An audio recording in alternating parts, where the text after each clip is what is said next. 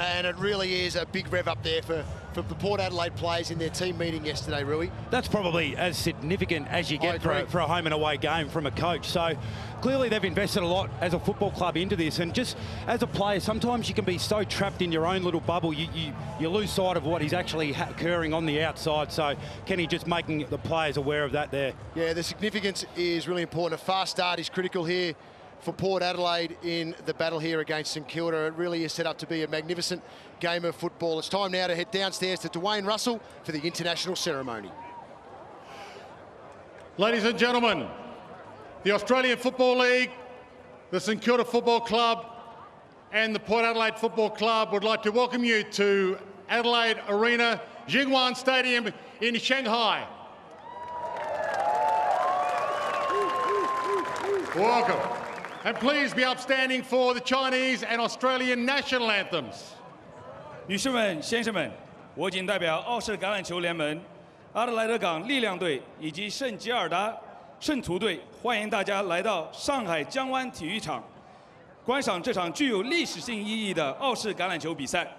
现在，请全体起立，奏中华人民共和国国歌以及澳大利亚联邦国国歌。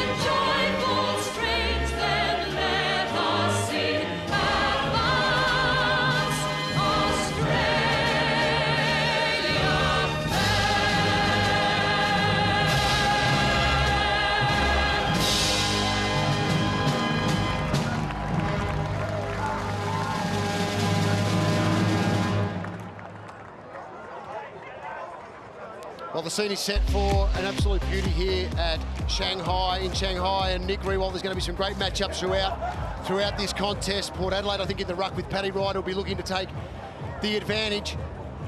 And they're just having a chat to the coaches about what dumplings they had the other day and how Ken Hinkley stitched Alan Richardson up. He did get a little bit sick, Alan Richardson. Good to see him out there. It's good to see Tom Jonas out as well for Port Adelaide. Here he is with Alistair Lynch. Thanks, Jono. Tommy, you put a scare through the coaching staff the other day. What was the damage? 7 stitches, nothing too much to worry about. There's boys with worse getting around. First quarters have been an issue over the last month. What's the main focus to address that? We're going to hunt the ball, and we're going to hunt them. No worries. And what's the major focus when you look at St Kilda and their best efforts? It's all about their pressure, so if we can take that off them, and then I think we can move the ball through them. All the best. Cheers, mate. Short, sharp and serious there from Tom Jonas. He means business, clearly. So we know St Kilda are a great pressure team. So how do you take that away from St Kilda? You want to possess the ball then if you're Port Adelaide. It's impossible to apply pressure if you're kicking it and you're marking it. So that's what we look for early in the game from Port Adelaide. And we know St Kilda, they're going to try to take that away from Port and get it into a contest. So well set for both teams. You know when you're standing up for the national anthem, that's when it becomes real as a player. Everything that's gone on the past few days, the preparation, the getting here, it's time for action when you stand there and you're eyeballing the opposition. Getting set for the coin toss here, Mr. Gui Guji, Chairman Shanghai Cred, Senator the Honourable Richard Colbeck, Minister for Youth and Sport and Minister for Aged Care and Senior Australians, representing the Prime Minister of Australia, the Honourable Scott Morrison. That's nice and high, please. Here we go. Yep. Heads is the call. Beautiful. Jarryn Geary, Tom Jonas. Jarryn Geary wins the toss. We'll go to the left of screen, and it's great to see Jarryn Geary back into the lineup. We highlighted the serious injury that he sustained a few weeks ago now, Roo. Yeah, well, he's a spiritual leader, clearly, and the captain of that football club, so that would give his teammates a lot of confidence. So final messages for him would be about, let's bring the pressure. We know Port Adelaide are now set up to try and take it away, so let's bring it. Both of these football clubs have had their various struggles with personnel at stages this year, and I think they've both really exceeded expectation in what you would hope to achieve with so many significant players out. Now they get up against each other on what you would call a neutral ground. We've both had their challenges coming into the game, and the winner goes up into a share for 8th spot on the ladder. So lots to play for both of these football clubs. Right, let's have a listen. Never tear us apart. Port Adelaide tradition at their games.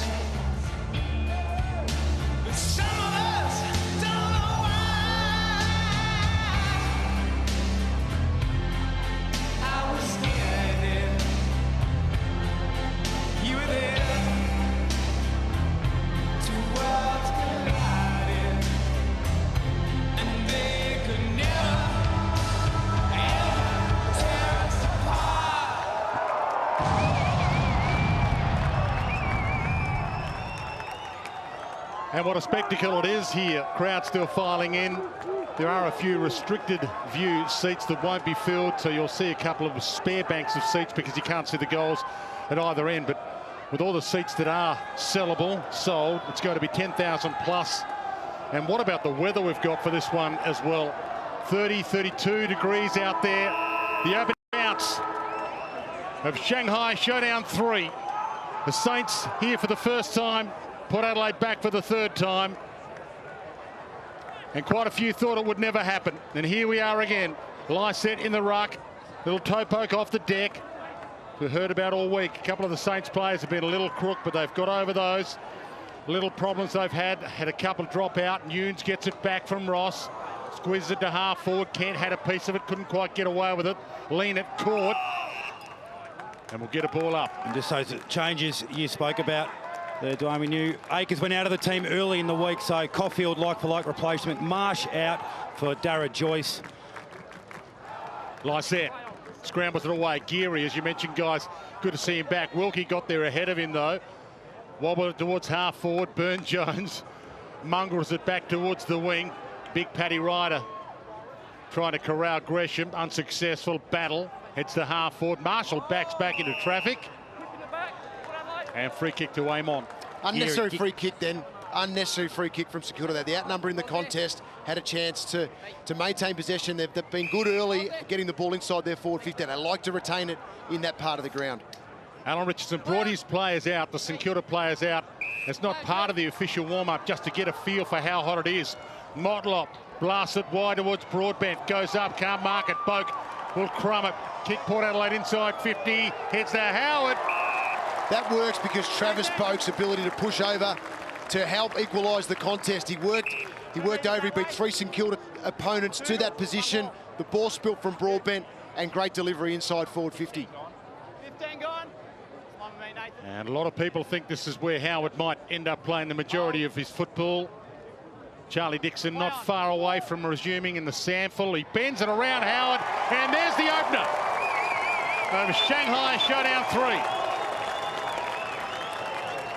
That's just a classic example of the way Port Adelaide want to play their football. So they really struggled last week with this kick to bring it back in through the corridor and open the opposition up. Motlop switches to play really aggressively, gets a contest. It's amazing what happens, Brad, when you just play on and take a risk in front of the ball.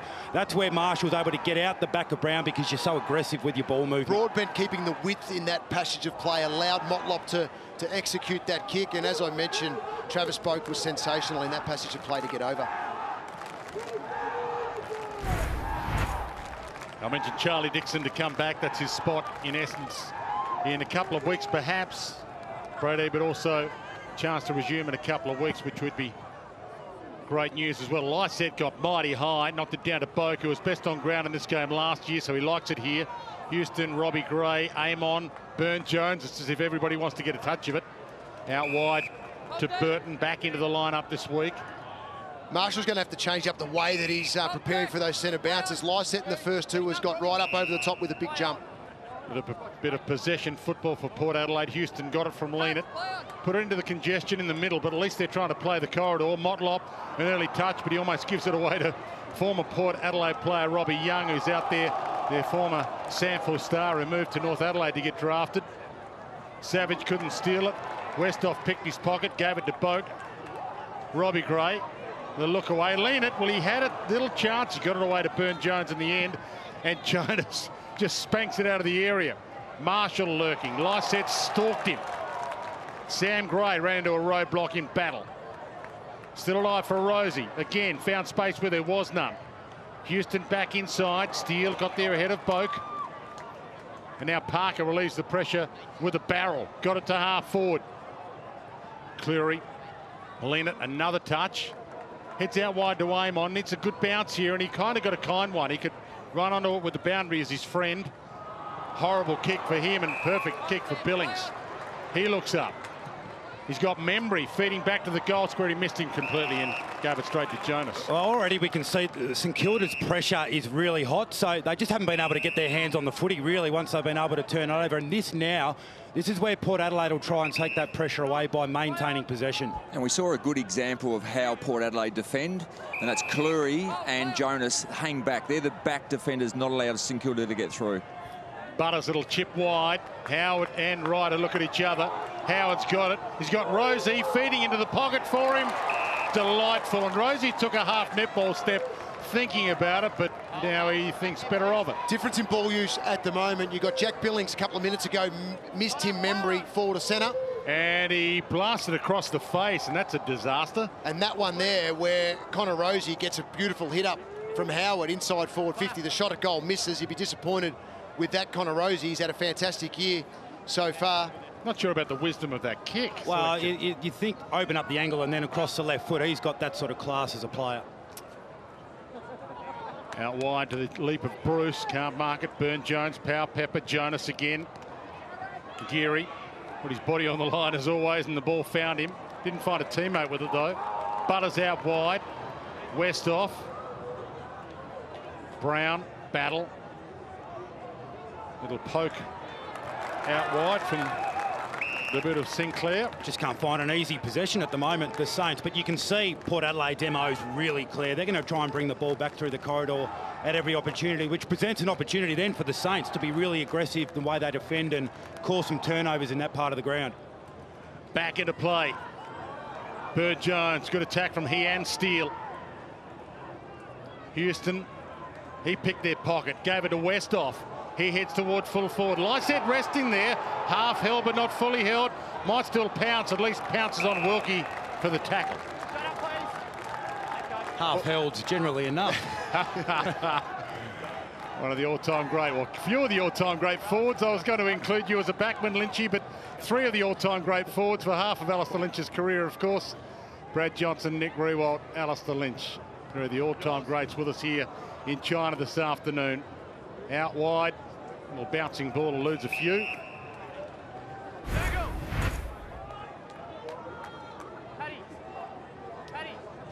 He positioned himself quite well there, Darragh Joyce, to not give away the free kick. I thought it was just both players battling hard for the contest, trying to get their free run at the football. Darragh Joyce, one of the emergencies that came in, although I'm told both emergencies did know a day or two ago that they were very likely to be playing. And even when they had the full complement warming up, and as we know, they flew a couple in. Nick Hind came in late as a possible replacement for his first ever AFL game, which would have been a wild place to make your debut. Well, I think a fair contingent of family and friends flew over just in case he made his debut as well. Ben Patton, the other one who flew in, well, virtually this morning. Steele from half back to half forward. Bruce and Cleary. There's another of those half helds. Cleary got there.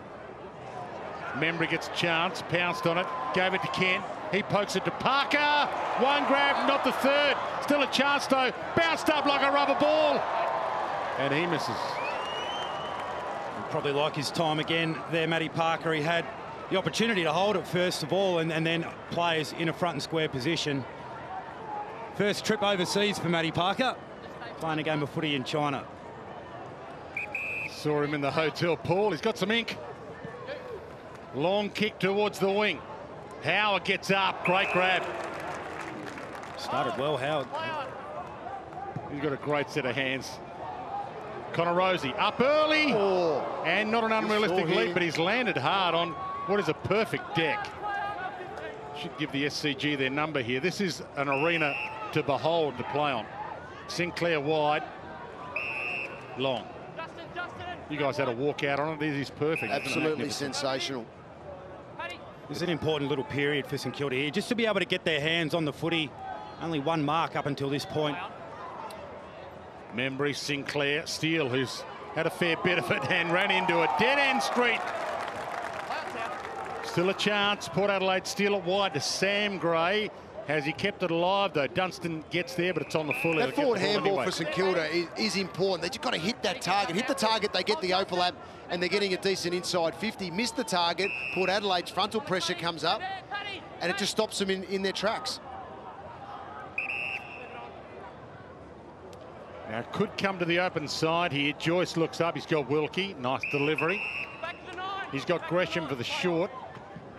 Sits it on Gresham's head so Marshall can come over the top, and that's a great grab. Did really well, Marshall. The grab was great, but the work off the ball to actually get there and present as a big man was important, because if it was not him, it was no one that was going to be able to get on the end of that one. Parker.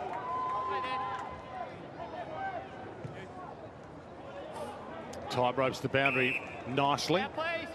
Taken by Phillips. Great when you see a young player like Parker have the confidence to hit that kick in a tight window. And now to the top of the square. Bruce down there. Lysette got a palm on it. Knocked it into the danger zone, though. Nunes. Flying shot at goal, and the Saints get there first.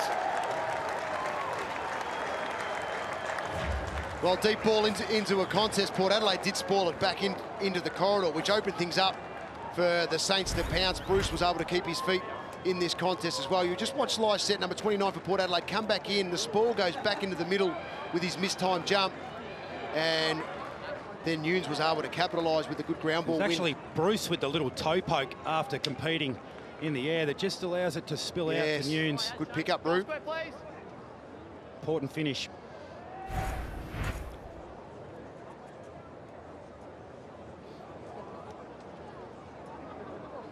So we're all square in 32, 33 degree conditions, humid. Great to have your company wherever you're watching around the planet. Paddy Ryder gets up. Little secondary knock to Paddy Ryder. Boak, aim on. Bonner sits it up in the air. Sam Gray thought about a big leap, thought better of it. Connor Rosie, who probably owes them one, heads toward the top of the square. Dersma, body on the line, flicks it up to Boak. He was sensational here last year, and he knows where they are here. He started so well. Travis Boak, 5 disposals already in this game, 100% effectiveness, gets his goal to match. His work rate is the standout in the early part. We know, we've always seen it from Travis Boak, back up through the midfield, high forward player for Port Adelaide. But you can see him there running towards the contest. Again, his work rate to outwork his opponents is just huge at the moment. Contest to contest for Travis Boak, and when you do, the ball normally falls your way. That's why he was able to kick that brilliant goal for the Power. Great little contest from Dersma there, with Geary coming the other way. He always takes body and wants to make contact, Geary, but great hands in the contest for a young player.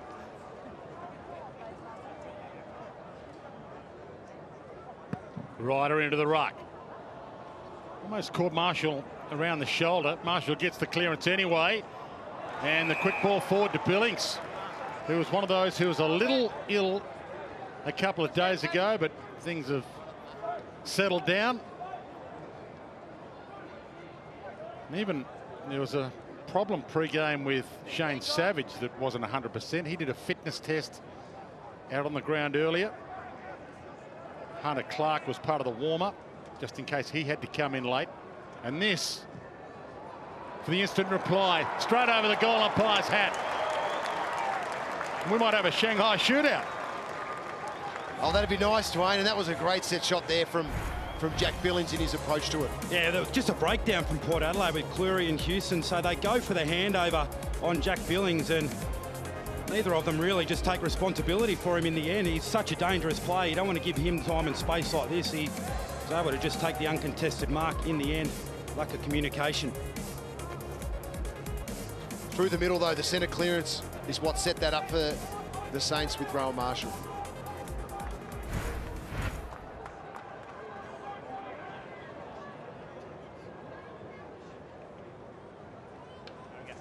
So back in the middle, Marshall has been doing a good job. Port Adelaide double teaming him as expected with Paddy Ryder and Lysette. Ball kicked off the carpet, big fly from Long, couldn't quite pull it down. Amon jumped on it, and that was enough. Well umpired.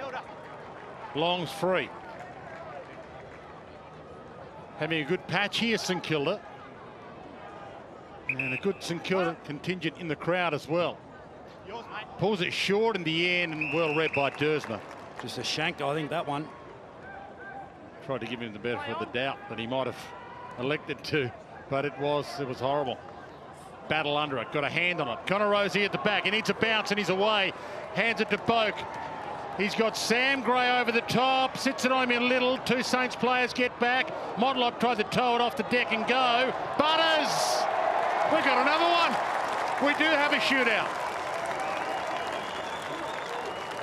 Well, Port Adelaide long out of defence and hit the wing position, and St Kilda were unable to impact this contest. Ball goes over the back, and Rosie and guess who? Travis Boak once again involved for Port Adelaide with that burst across the wings, kicks inside forward 50. They keep it alive here.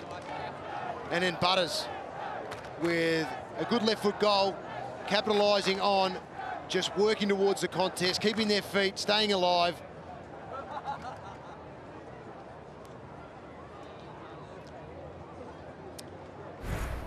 Disappointed with what happened on the wing here, I think, more so than when the ball got inside forward 50. Yeah, you got numbers at the contest. You just got to get that to the front. You know, out the back is really dangerous. It's too often now, Port Adelaide, all three goals, really, they've gotten out the back.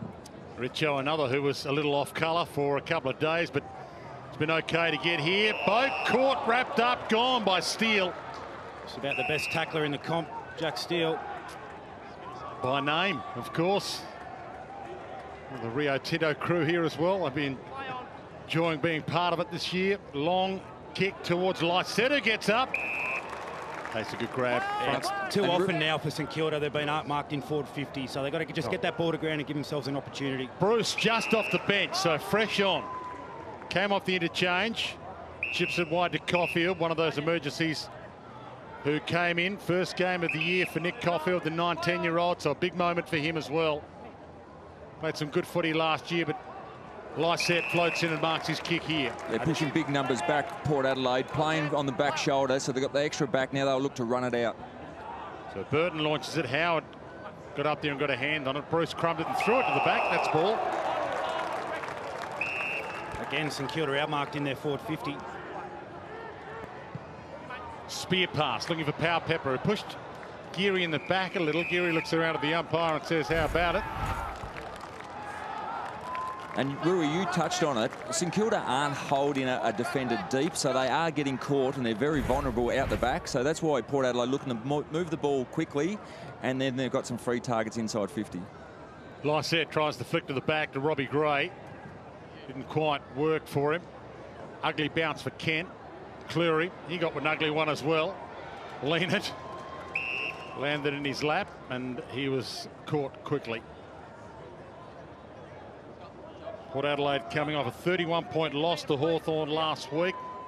Saints coming off a 13-point win last week, and confidence starting to rise again as Motlop needs a bit of a confidence rise as well. Pumps it wide. Bonner, who can launch a ball. This is probably just maybe outside of his range, even though it looks as if Port Adelaide's got a slight breeze behind them. He heads to the pocket to Power Pepper. That is outstanding. Sam Pepper was among the best on ground here in this game last year as well.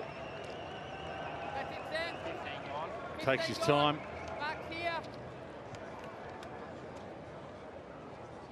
Kicked a couple of goals last year at this venue. Pepper opens up the angle and pulls it to the near side. He actually got the 3 Brownlow votes ahead of Travis Boak, who got the 2 in that game. Didn't even score. Battle. Lysette again, who's marking everything at the moment. Broadbent thought it was his. Darcy Byrne-Jones called him out. Rosie, front of the pack, got it to the ground. Geary threads it back. Joyce, little Irish poke pass was kind of nice until you realised how much pressure it put his teammate Phillips under. He's having a big impact, Scott Lysette, up to 3 intercept marks. Handball's probably the preferred option there from Dara.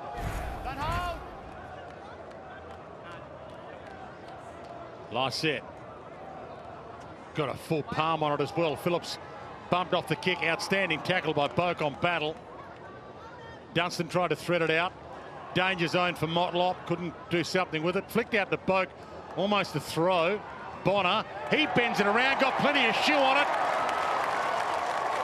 Good contest at the moment.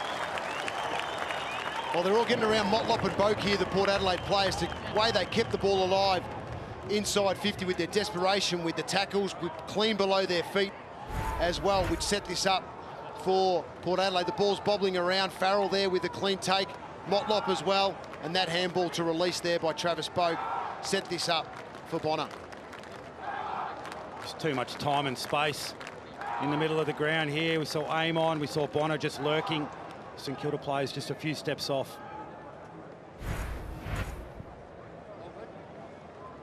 They need to work on Scott Lysette and try and restrict his influence around the ground as well. Marshall back into the ruck. Josh Bruce is the other player for St Kilda, trying to give them a chop out in this area of the ground. And as we spoke about pre-game, Port Adelaide's slow starts have been one of their major woes in the last few weeks. Good start here for Port Adelaide in this one for a change. Steele. Straight down the spine. Looking for Bruce if he gets up. Got a hand on it, thumped away. Houston. Paddy Ryder in a one-on-one. Brown and Ryder, good battle. Ryder kept it in front. Savage beelined it, but couldn't quite paddle it to his own advantage. The paddling it to Amon was a win anyway. Nunes. Bouncing ball that was ugly for everybody but Cleary, who read it to perfection. That was a dangerous kick, but Dersma takes the grab under some pressure from Phillips.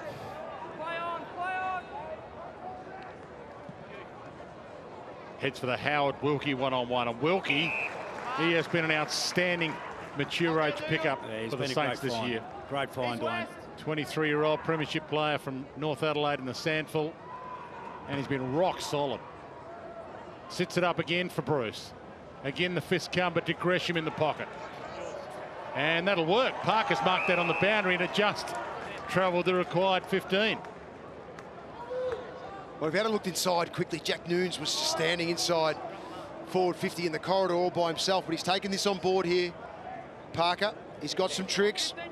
See if he can put this one through. He's got 11-5 for the year, so he knows how to find them. Here's a highlight reel on his own, Matthew Parker. And celebrated with the crowd here in front of the corporates, and then just ran off the ground, didn't give his teammates a chance to get over and celebrate what was a magnificent goal. I mean, he's just playing on pure joy. This is a clever little kick from Gresham. Did well to stay in. Just weighted it nicely.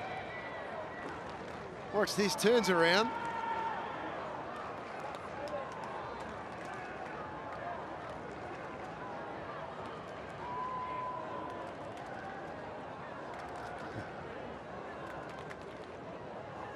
They are loud too. Oh, how good are those?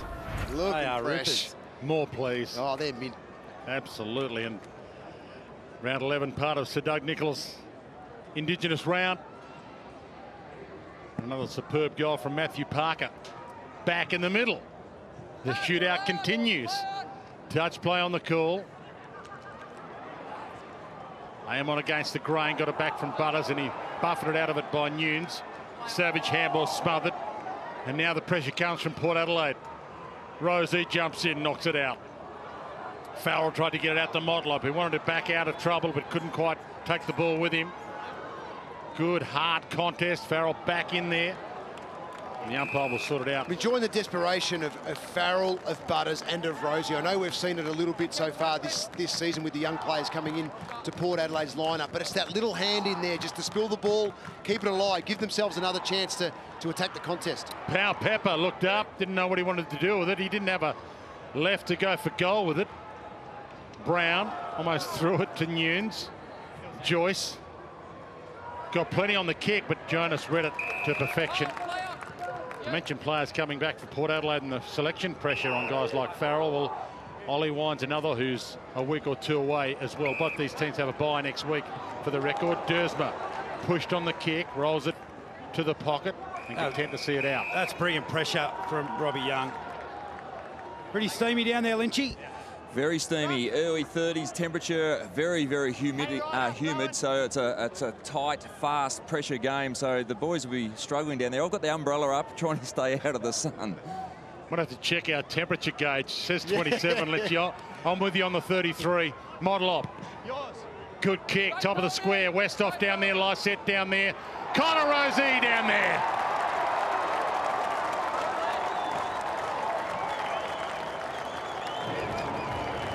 Brilliant goal here from Connor Rosie in his work to the contest.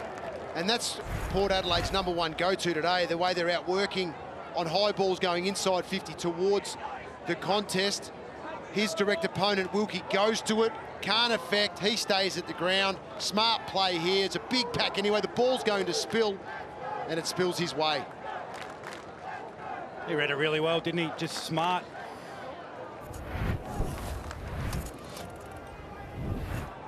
Just good game awareness there from Connor Rosie. I realised it was going to be a really big pack, and the likelihood of a player coming in and completing a mark was pretty small, so did the disciplined thing, stayed on the ground. If you're going to go in and compete, you've got to impact the contest as a defender. And the smarts to stay boundary side, because the spoil from the St Kilda point of view is trying to go through the points or out of bounds. Crowd getting their money's worth at the moment here in Shanghai. Boak out wide. Amon goes back to Houston. Butters. Told to go, took the step. Heads toward Lysette, who gets front spot. Got a hand on it. Geary crumbed it delightfully. Boak put Steele under pressure.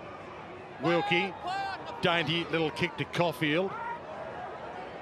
Broadbent and almost a free kick as the ball rolls out of play. And I mentioned wherever you're watching around the planet, if you aren't going overseas and want to continue watching us and the footy while you're away, well, get Watch AFL.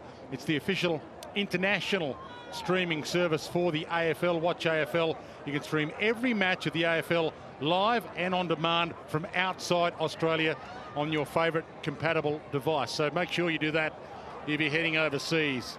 Jonas knocks it down.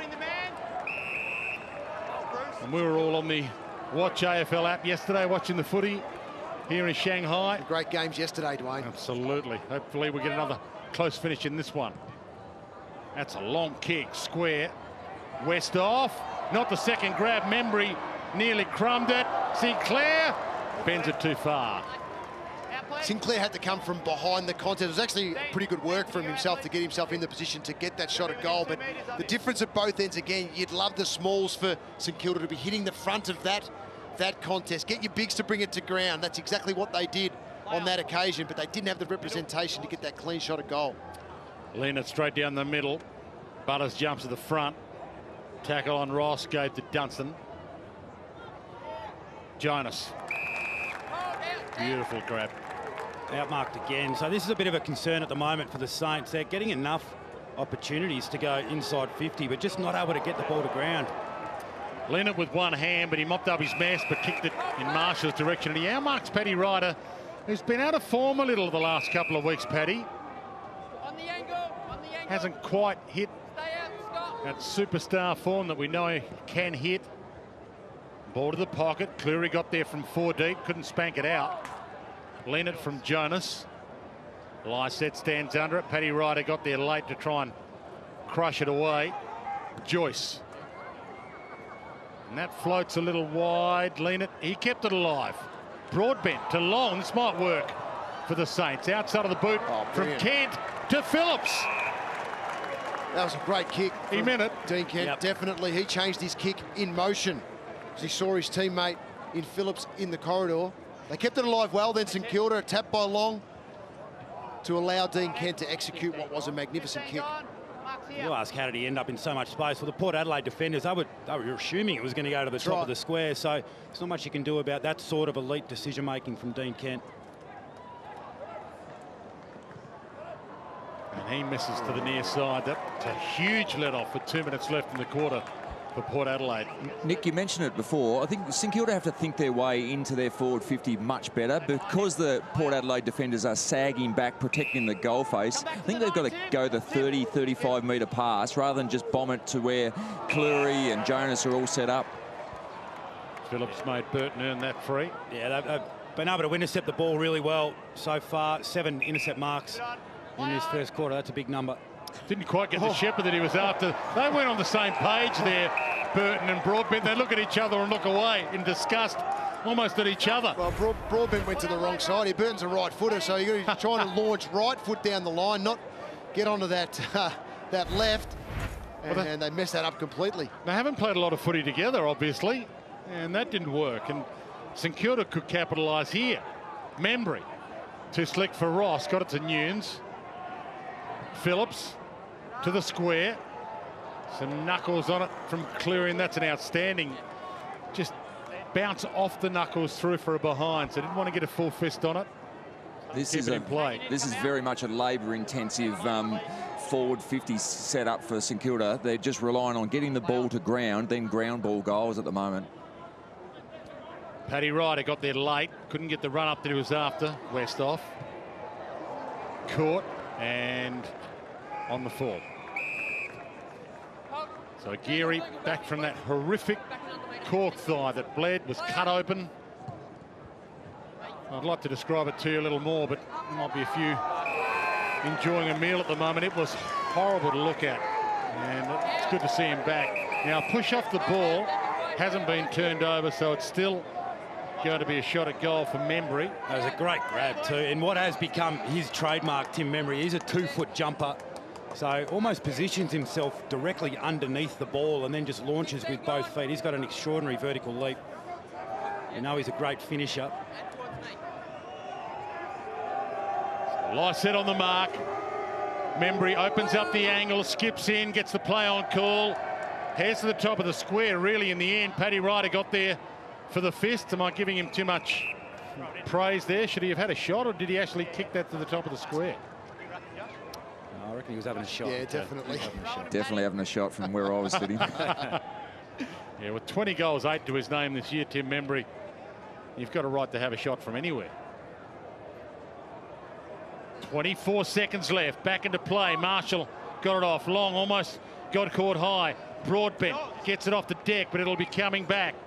Caulfield hands it back. Savage, who we know can launch a ball, heads to the hot spot. Marshall outread the lot of them and then dropped it with 7 seconds left. Paddy Ryder pokes it wide, and the ball out of play as the siren's about to sound.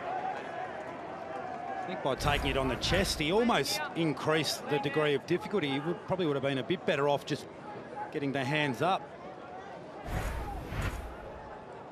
Back into play, siren about to sound. But what an awesome opening term here for Shanghai Showdown 3. We might have a shootout. We've already had more highlights in the first quarter of this third game in Shanghai than we had for the first two combined. With forwards a little bit more as well, not get sucked up the ground too high. So Lycett in the ruck for Port Adelaide. Marshall against him for the Saints. And Lycett a big palm on it. Robbie Gray in the middle, gave to Houston. They get the early clearance. Paddy Ryder resting forward, gets the jump. Powell-Pepper gets the crumb, blasted past him, kicks around the body and misses.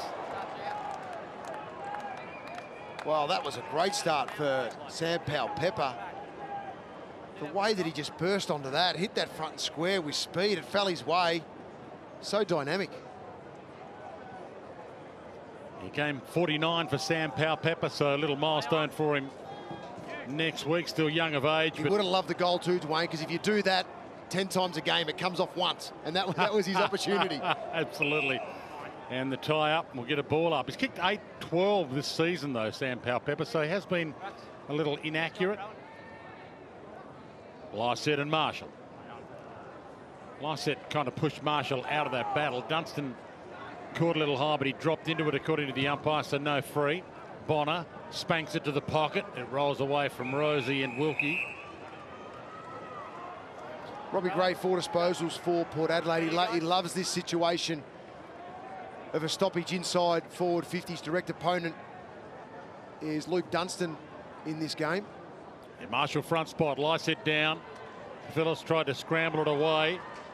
Ross got a leg on it, but Jonas waiting for it perfectly. He was the goalkeeper waiting back there. Yeah, again, St Kilda forwards were far too high. So as soon as you win possession in that situation, if you're able to break through with your legs, as Seb Ross did, you're going to be out of position. DBJ out to lean it. He gets to Burton, half-back flank. And flicked away. Did he get a bit of ear? He did on Dersma there. Took a bit of the ball and a bit of the chin. Bonner short boat. Claims the mark and 50. Yeah, it is. Well, I'm not sure Joyce thought it was a mark. I think he thought it might have caught a little grass. That's right. Well played. I think it was Howard coming in to just do one of those bumps on Joyce then, and one of the St Kilda teammates actually jumped in the way and said, pull your head in, and didn't allow him to do it. This is why the 50 was, though. Mark was paid to Travis Boak, and Joyce then did push forward a couple of metres on the mark. 29 possession hero here last year, Travis Boak, when at one stage Port Adelaide looked to be having the carpet pulled from them by the Gold Coast, and he slips it through, and he's starring early here, Bucky. He certainly is. He's had a great start. He's having a great year. The contest. These are always tough ones. Did he mark it, Roo? Here we go. Yep. Play that, fingers underneath. The market. But in terms of Darragh Joyce, he's a little bit blindsided, trying to do the right thing and then get over and execute the pressure. So rather than anything undisciplined, it's just a mistake. That's right. Yep, he thought the ball hit the ground. Didn't happen, 50 metres against. Doesn't make it any easier in the coach's box, though. Of course. So back in the middle, Dersma, who was caught to the jaw earlier on, looks okay. Lycett climbs all over Marshall and got the palm down. Robbie Gray gave it up. Burn Jones off the back of the square. Bumped hard on the kick to Ryder. Protected the drop zone. Good grab. And Paddy can send it along to Howard, who's on the march. He put it to his disadvantage rather than his advantage, and he still might get it. Geary dropped the mark. Knocked out. Powell-Pepper, head down, went hard. Houston. Dunstan just as hard. To Brown, to Geary. Caught, pressure. Robbie Gray, all class. A bit of Shanghai silk from Robbie Gray. Already a couple of centre clearances in this second quarter for Robbie Gray, and now a goal. Connor Rosie with the pressure tackle here as well to allow Robbie Gray to come in and kick this goal up from behind. Makes the tackle, ball spills. And that's the class of Robbie Gray right there. Well, and just a couple of mistakes, the last couple of goals from the Saints. Yep. The 50 from Joyce, and then Geary really well positioned. Drops the mark, Marshall coughs it up. You don't need to give Robbie Gray too much space.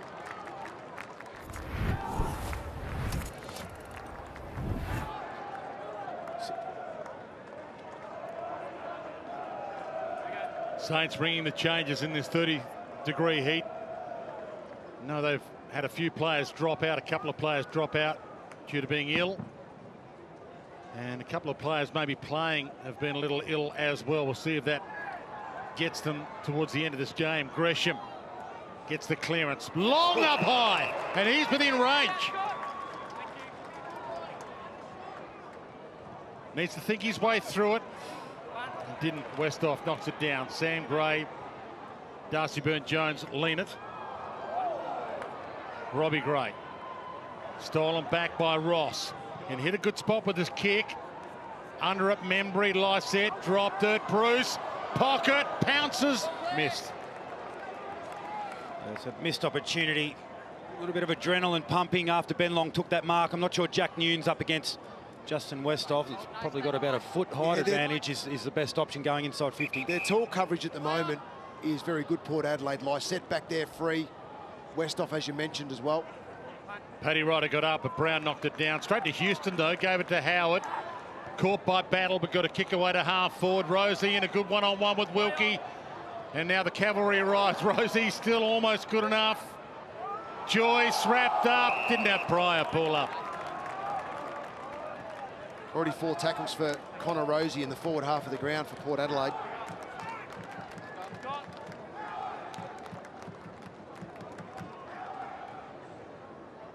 Gresham. Back towards the wing, Long and Lena. Long got the kick away after stealing it from the contest. Broadbent knocked it to his own advantage. And then Lena and Westhoff.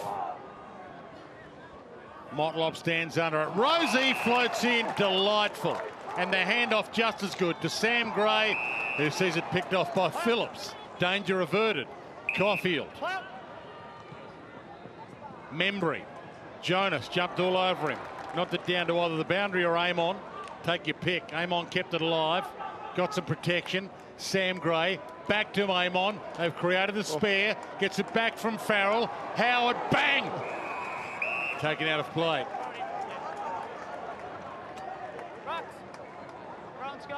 So Jarryn Geary just having a rest on the ground. This was the last one there. Just turns his body quickly. You can understand the natural protection for the leg. You don't question Jarryn Geary whatsoever, but you can understand him trying to protect what was a big injury and the big scar that he does have on that leg at the moment.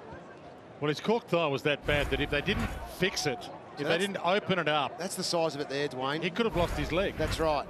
It's subconscious, that sort of protection. That is for a all, player all like it is. Geary. Yep, he's as that's brave all it as they is. come. Kent gets on the end of it. He's got some speed, puts it out in front of Membry. Race on. Cleary, Membry, bouncing ball. Membry gets back, turns Cleary inside out, and kicks it. Great goal. Exactly what you're talking about, Nick. Tim Membry holding as the deepest forward so that he could actually get involved in this passage, but they got it to a better part on the ground to release the ball inside 50. Yeah, well, he was in a position where Cleary had to engage him, so he couldn't just drop back into a position of cover, and just an old-fashioned foot race in the end. It was. Membry, an explosive player. No, great vertical leap. He's also got plenty of toe.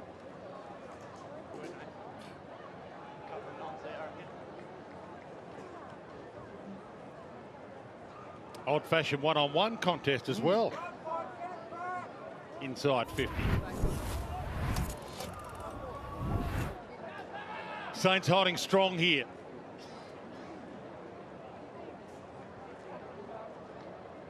Marshall, Paddy Ryder. Marshall favoured by it, really. Got it to Dunstan. He got pushed in the back by Powell-Pepper and he got away with it. And it affected the kick. Blasted inside 50, gets over the back. Touch was a call. Farrell gets on the end of it. And there's your instant reply for Kane Farrell. It's a great call, Dwayne. Port Adelaide got away with one there, with the push in the back on the disposal for St Kilda. And then it turns back the other way. Big inside 50 again, but the representation at speed, Farrell picks it up. You can see his eyes dart. He knew the ball was going over the back, and he was first to react. Well, that was the issue again, the ball over the back, and how dangerous have Port Adelaide's small forwards been. Their ability to kick crumbing goals today and finish what have been difficult chances has been the reason they're in front in this game. Just have a look on the boundary line for St Kilda, and Young is being treated for, it looks like a slight cut above his eye, so just getting some treatment. He should be back out there soon. Okay, Robbie Young will keep an eye on. Back in the middle, can they parlay that into some momentum? The Saints get another clearance. Dunstan kind of did, but it ricocheted back. Dersma stolen by Sinclair, gave it to Ross. Heads out wide towards Kent, had to wait a little, but it sat nicely for him, just beyond his range. Sees Long, hits him lace out with a bow on it. Well, that's what Lynchy's been asking for, rather than that big dump kick inside 50 that we know Port Adelaide have been so good at defending. They've taken a number of intercept marks in that first quarter 4. This is a play you were looking for. The lower the eyes, just take the easy one on offer. So Robbie Young back out there. In the meantime, Long from 50. It's starting to sail. Outstanding shot. And the Saints get 2 in a row. Had an opportunity, Ben Long, about 5 minutes ago from the same spot on the ground after a great hanger. Chose to pass it, but took the responsibility on his shoulders there to go back and finish. Just a good scrimmage. Seb Ross takes some territory, and the advantage from Dean Kent of just being on the move in front. And this is a kick that is going to give St Kilda the best opportunity to score, you would think.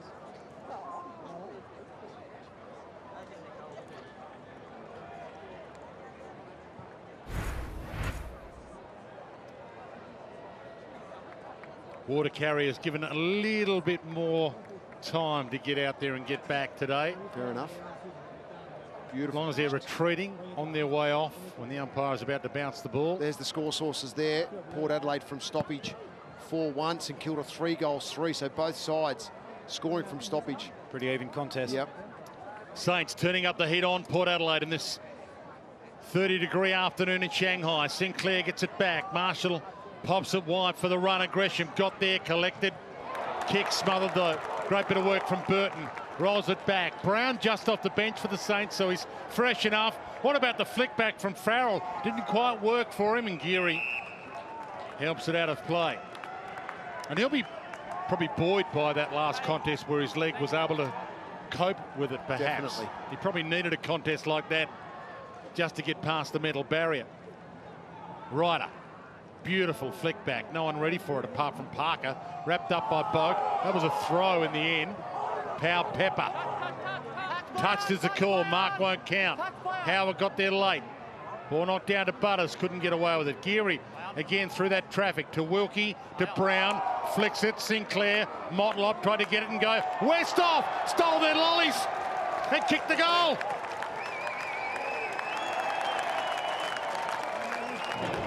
Yes, Dwayne, they were about to munch down on a couple of tubes. They didn't get the chance because Westhoff, what a goal it was from Justin Westhoff. And that's where Port Adelaide have capitalised on these contests around the play here. Jarryn Geary gets it out. Just a little fumble there. Pressure comes. And Westhoff, just a smart finish. Oh, it's a goal out of nothing, really. Let's be honest. St Kilda had plenty of opportunities to get their hands on it. The pressure was elite. That's the frustration for the coach. You've got the opportunity, you win the footy. The forward pressure means you cop it up, and Port Adelaide can't miss. They're scoring with great efficiency when they go in. 9 goals 2 for the Power. 7-11 for the season for Westhoff up until that goal as well. 7 goals 11, so he'd been inaccurate, but that's goal 299 for his career. Ball handed back towards Robbie Gray on the run. Buffeted out of it nicely by Bruce and legally. Sinclair. Down the wing. Parker got there, got the fist on it. Membry a chance to pounce. Kent got it and went. Gave it back again. Bouncing ball, Long. Port Adelaide have 3 players around it, including Lysette to Motlop. Westhoff, who just kicked the goal and now virtually at full back. Burne-Jones. Jonas. Take some heat out of it with some possession footy. Broadbent, lean it. Westhoff's out wide for the lean it kick. It's being shut down at the moment by Joyce, so kick pulled short to Amon. Look for the one back inside now. Saints have shut it down pretty well. So he hugs the boundary. Brown had the reach. Motlop had the spot. And inside to the corridor they can run. Robbie Gray, Lysette, Dersma. He's got Rosie Long in a one-on-one. That's where it's going. Rosie or Boak, they'll take their pick here, Port. Wilkie, Rosie, Boak, Sinclair. Boundary line wins. Boak asking for deliberate, didn't get it. Ball in. I think he was asking for better delivery from his teammate as well, Dwayne, because Rosie really held back on Wilkie for Boak to run back into the space and take the mark. It's just the kick was too strong. Dersma normally a little better than that. Ball comes to Robbie Gray. Got it out. Here's Dersma. Skip steps inside. Gave it to Robbie Gray. And that's to the near side. And just scrapes in for a behind. And that dance step from Dersma. His mum professional dance teacher. He's taught him a few moves over time, and he's mentioned that he might show us a few after goal celebrations in the future, which will be nice. You get some good mail, Dwayne. I asked him to moonwalk for us one day, and he said it's hard with the long stops. Ball wide from Sinclair. I'm not making that up either, by the way. Ball towards the boundary line. Lysette got there to have a tackle on Steele, and we'll get a ball in. So he didn't say it was impossible, he just said it was difficult. He said he's going to have to wait until he's wearing the short stops, and then there's more of a chance to moonwalk. But he said he would try and give us some Bruno Mars sidestep action during this afternoon. Lysette down. Nice handoff. Boat goes back towards Dersma, the man we're speaking of, and that's the second time he's been caught high. See where he sends this. Howard's long. Goes short to Broadbent. Want to use the corridor. Straight down the line towards Howard. Got there late. Couldn't bring the mark down, but got both palms on it. Wilkie didn't have prior. But a good spot for a ball up for Port Adelaide. And this is what they do so well, Port Adelaide. #1 territory team in the competition. So good at locking it in here until they generate an opportunity to score. Just hammered away by Bruce. He needs a kind bounce to stop that from being deliberate, and he got it. Didn't roll directly out, but it did go out, which was his intention when he kicked it, to maybe get it out with a fingernail or a hand on it. Ball in.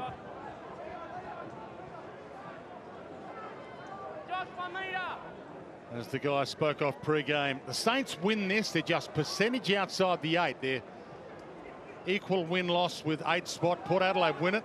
They'll be percentage inside the top 8. This is a big one. 5 and 5, both teams coming into this. Downfield free kick to Butters. Short pass to the pocket. So the winner of this will be 6 and 5 and virtually inside the top 8. And Farrell can line up from the pocket, and it's kickable from there. He's a lovely kick of the footy, Kane Farrell. Probably the best kick coming through all the junior ranks around Australia. Had a bit to do with him when he was through Castlemaine. Sure did. In he skips. He's on his left. Struck it well. Brings it back. Oh. That is a work of art. Jono. From Kane Farrell, just to emphasise Jono's brilliance as a commentator. I'm not too sure who was more excited. Farrell, that he actually kicked the goal, or Jono, the way he rocked back in his chair and just started smoking the pipe. Have a look at my commentary. Well, you can only say what's real. This is the free kick here to Bonner. So releases the ball and then gets bumped off it by Jack Steele. But he was the best kick in the country as a junior. And you can see why. That left foot, that beautiful left foot. And his reaction just says it all. I can do this every day of the week. Come on, give me some love from the crowd as well. I like that. That crowd's seen a couple of good goals in this game. Absolutely. So far. Yeah, I like a player with a bit of spunk. The extroverts, and Port Adelaide's recruited a few of them. You can't have all quiet boys, as they say, and there's a few out there with some personality. Marshall heads toward long and half forward. Buffeted out, not illegally, according to the umpire. Maybe should have marked it anyway, but still could have got a free.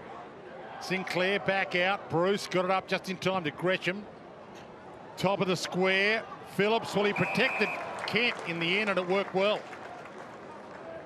He went up, caused some body contact, and speaking of good seasons, Push out, please, 10 metres.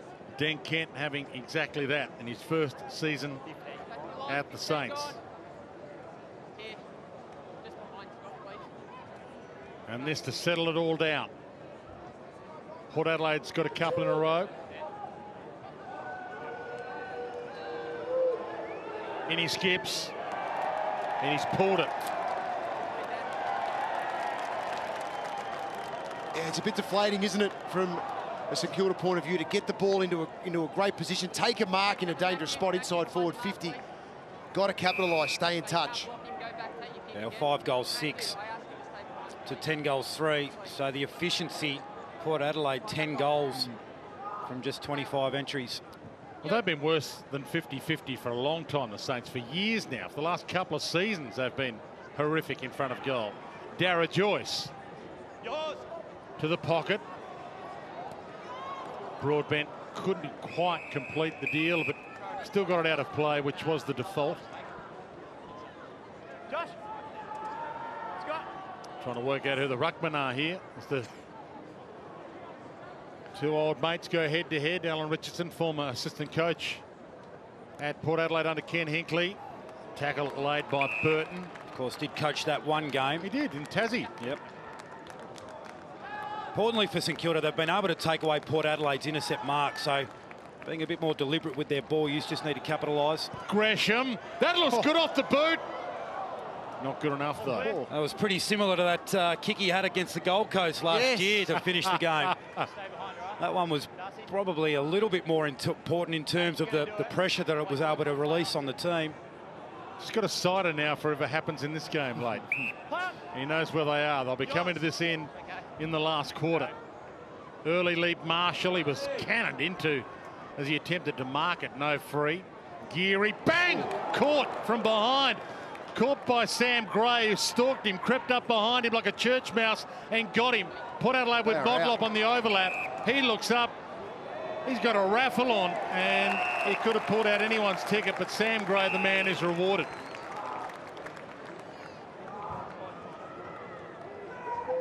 Great double effort in that string of play from Sam Gray. This is exactly what Geary didn't want, although he didn't take the body. And that's the work rate. Sam Gray produced that tackle on Geary. Now he's having a shot at goal. He can kick a goal, we know that. And he settles it all down again for Port Adelaide. Super work rate from Sam Gray. So the lead up to it all here, and they get the ball across. Sam Gray has already produced the tackle. He's running back inside forward 50 now on release. And Motlop knew he had teammates out the back. Another good finish from this part of the ground. That's a difference at the moment, isn't it? At one end, Kent sprays the shot from directly in front, and they've finished brilliantly today, Port Adelaide. That's why you're able to get players to buy into forward pressure, because it usually creates an opportunity for the team, but in that situation, it's created an opportunity for himself. So great pressure through the middle of the ground, but then to get up and release forward, it's a great passage. Ryder and Marshall. Ryder looked up to see where Marshall was before going at it. Powell Pepper knew that he was going to be grabbed if he grabbed it. Big 7.5 minutes coming up here to half-time. 32 points the margin. Port Adelaide have risen to the occasion. Burn-Jones. Straight down the spine. Lysette got there late. Lysette was held. Stopped from getting there, and it's almost within him here. He can really launch at this if he wants to, and he says, I've got this covered. I've got this under me. Slight wind advantage going left of screen, so it'll be right post, and it'll just drift to the left as Scotty Lysette looks at the goals. Former local boy, grew up, lived with Sam Gray for a while. Just down the road from Alberton Oval, they lived together. Played in a Port Adelaide Magpies Reserves Premiership, and he's back home. Heads toward goal with this one, and he misses. And misses everything. Scott Lysette back into the lineup this week, but back in to the Port Adelaide squad after an exceptional career at the West Coast Eagles, including obviously that premiership in his last game there. Big pack waiting for this one. Lysette stands under it. Bruce from 3 deep. Been in great contested marking form this year, Josh Bruce. Got a full face of zinc as well, due to the conditions. That's a great grab. Yeah, he's unconditional with his attack on the footy. Now wide, Burton got his way to the front, nearly the third grab. Gresham basketballed it to himself there. That was outstanding. Phillips, Caulfield, Geary, sat for him so he can go. Heads out wide. Phillips looks up. He's got Membry with the long. He goes short in the end. Young hasn't seen a lot of it yet. Robbie Young pulls the kick late, and Jonas read it. Knocked it down to Bonner. Still some trouble. Rosie through traffic. Jonas with the torpedo. Robbie Gray. Battle, caught. Robbie Gray kept his feet after that contest. To Lycett, to Sam Gray, to Westhoff. Yeah, great lead up from Westhoff to get into the vision of Gray then, just so he could release, take the pressure out of the move forward here for Port Adelaide. And he goes to the pocket to Boak, who runs straight past Savage. Heads toward goal. There's no one in the square. He needs a bounce. Billings waited for a second. Dersma gets there, corrals him. Outstanding kick, though, and they dodge a bullet. A huge bullet. Dunstan can go. He's in space. To Phillips with the bounce pass. Heads out wide, and they're using the boundary instead of going down the spine. Nunes, Bruce, Marshall, as they tightrope that outer boundary. Memory's on out the back. Sets it up for him for the big leap. Gets up there. Thumped away. Lycett again, but Membry landed like a cat. Gave it to Sinclair. Opens it up. And he misses. Wow. Yes. It's like Groundhog Day for Saints fans. After all, that Membry in that contest was huge. Lycett bearing down on him, keeps his feet, keeps it alive for Sinclair, and another easy miss for the Saints. Port Adelaide are so well organised behind the footy though at the moment, aren't they? They're just getting numbers back. And again, they use the corridor. Powell-Pepper wanted to get it and go. He dropped it as he was caught. Caulfield out wide. Sees Young, he's got the speed. Robbie Young, he kept it alive, almost took it out. Opens it up, thought he'd try and take them on, he doesn't. He tried to roll it to Dunstan, it didn't work. Bit off more than he could chew there kick-wise. And again, Port Adelaide want the corridor. Boak heads long. Robbie Gray gets up late. Sported to his own advantage. Didn't try and mark it. Just knocked it down where he could pounce on it. Not happy with Josh Battle after that. Aim on. Play continues. Robbie Gray in a wrestle behind play. Rosie. He opens it up to Big Westy in space. Thumped away by Billings. Westhoff. Had going at it on centre wing. Powell-Pepper tries the Shanghai shake and bake. Gets away from Ross. Gave it to Broadbent in the pocket. Looks up. He does likewise a couple of dance moves. Back to Burn-Jones. 4 minutes left. All the while, Josh Battle and Robbie Gray have just gotten off their feet. As if the heat's not enough to wear you out, they've just wrestled for 2 minutes. Robbie Gray, here he is, just up from the great brawler China. Chips it towards Boak at half forward. They're trying to get Robbie Gray off the ground. He was filthy. The eyes rolled back into the head, and they're getting him off now just to cool down. Cleary holds it up. Thanks, Lynchy. 3 minutes 20 left. Jonas. Now, Motlop's just off the bench, so he's fresh. He might decide to run. Doesn't. St Kilda have a +1 behind the ball just to stop the bleeding a little bit. So Port Adelaide are going to be able to chip it around here because they've got to have the extra number. They've got to block the leading lanes better. They're just allowing Port to get forward of the ball, continue this slow movement, but with some forward ball as well.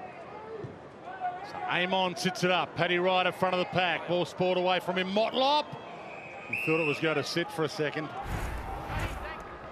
So Robbie Gray gives the handball away here, and Josh Battle just blocks him late, puts him down. Solid hit there. No free kick was paid, so the umpire called it a fair bump, but there Robbie Gray not too happy.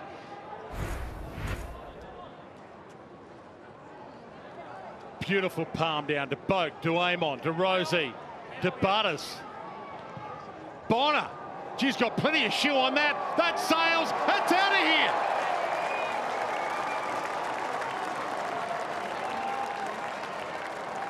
Well, they're just playing a great game of footy, Port Adelaide, aren't they? Their ability to hit the scoreboard, to be clean with their hands, just far more clean in the contest at the moment, Port Adelaide. These opportunities where it's tight, it's pressured. 3 or 4 times the Saints player looked like they had an opportunity to strip or to tackle, but just clean and strong in the contest. Good kick on the opposite here, Roo, as well, from Bonner. That's a monster. It's huge. Here, spot on, Jono. Back into the lineup this week as well, Riley Bonner. Hasn't played every game this year. First goal of the season. One of those borderline selections, and with guys like Ebert, Wines, Dixon and co still to come back. There's a few really playing for their footy lives right now, as these two teams are playing for their season's life at the moment. The loser here is the mark is completed by Bonner. Just drops off the pace a little, but the winner right on the pace. Houston heads out wide, and the run is there from Dersma. It's been hot. Both teams looking for a break at half-time to get a little bit of a shower, maybe. Fresh jumper on, 32, 33 degree heat. Travis Boker's led the way for Port Adelaide with 17 disposals. Amon's been very good on the wing as well with 16. Port Adelaide with enough players at the front to raffle it, really. Houston to Boak. Westhoff kind of half held, and the mark taken by Nunes.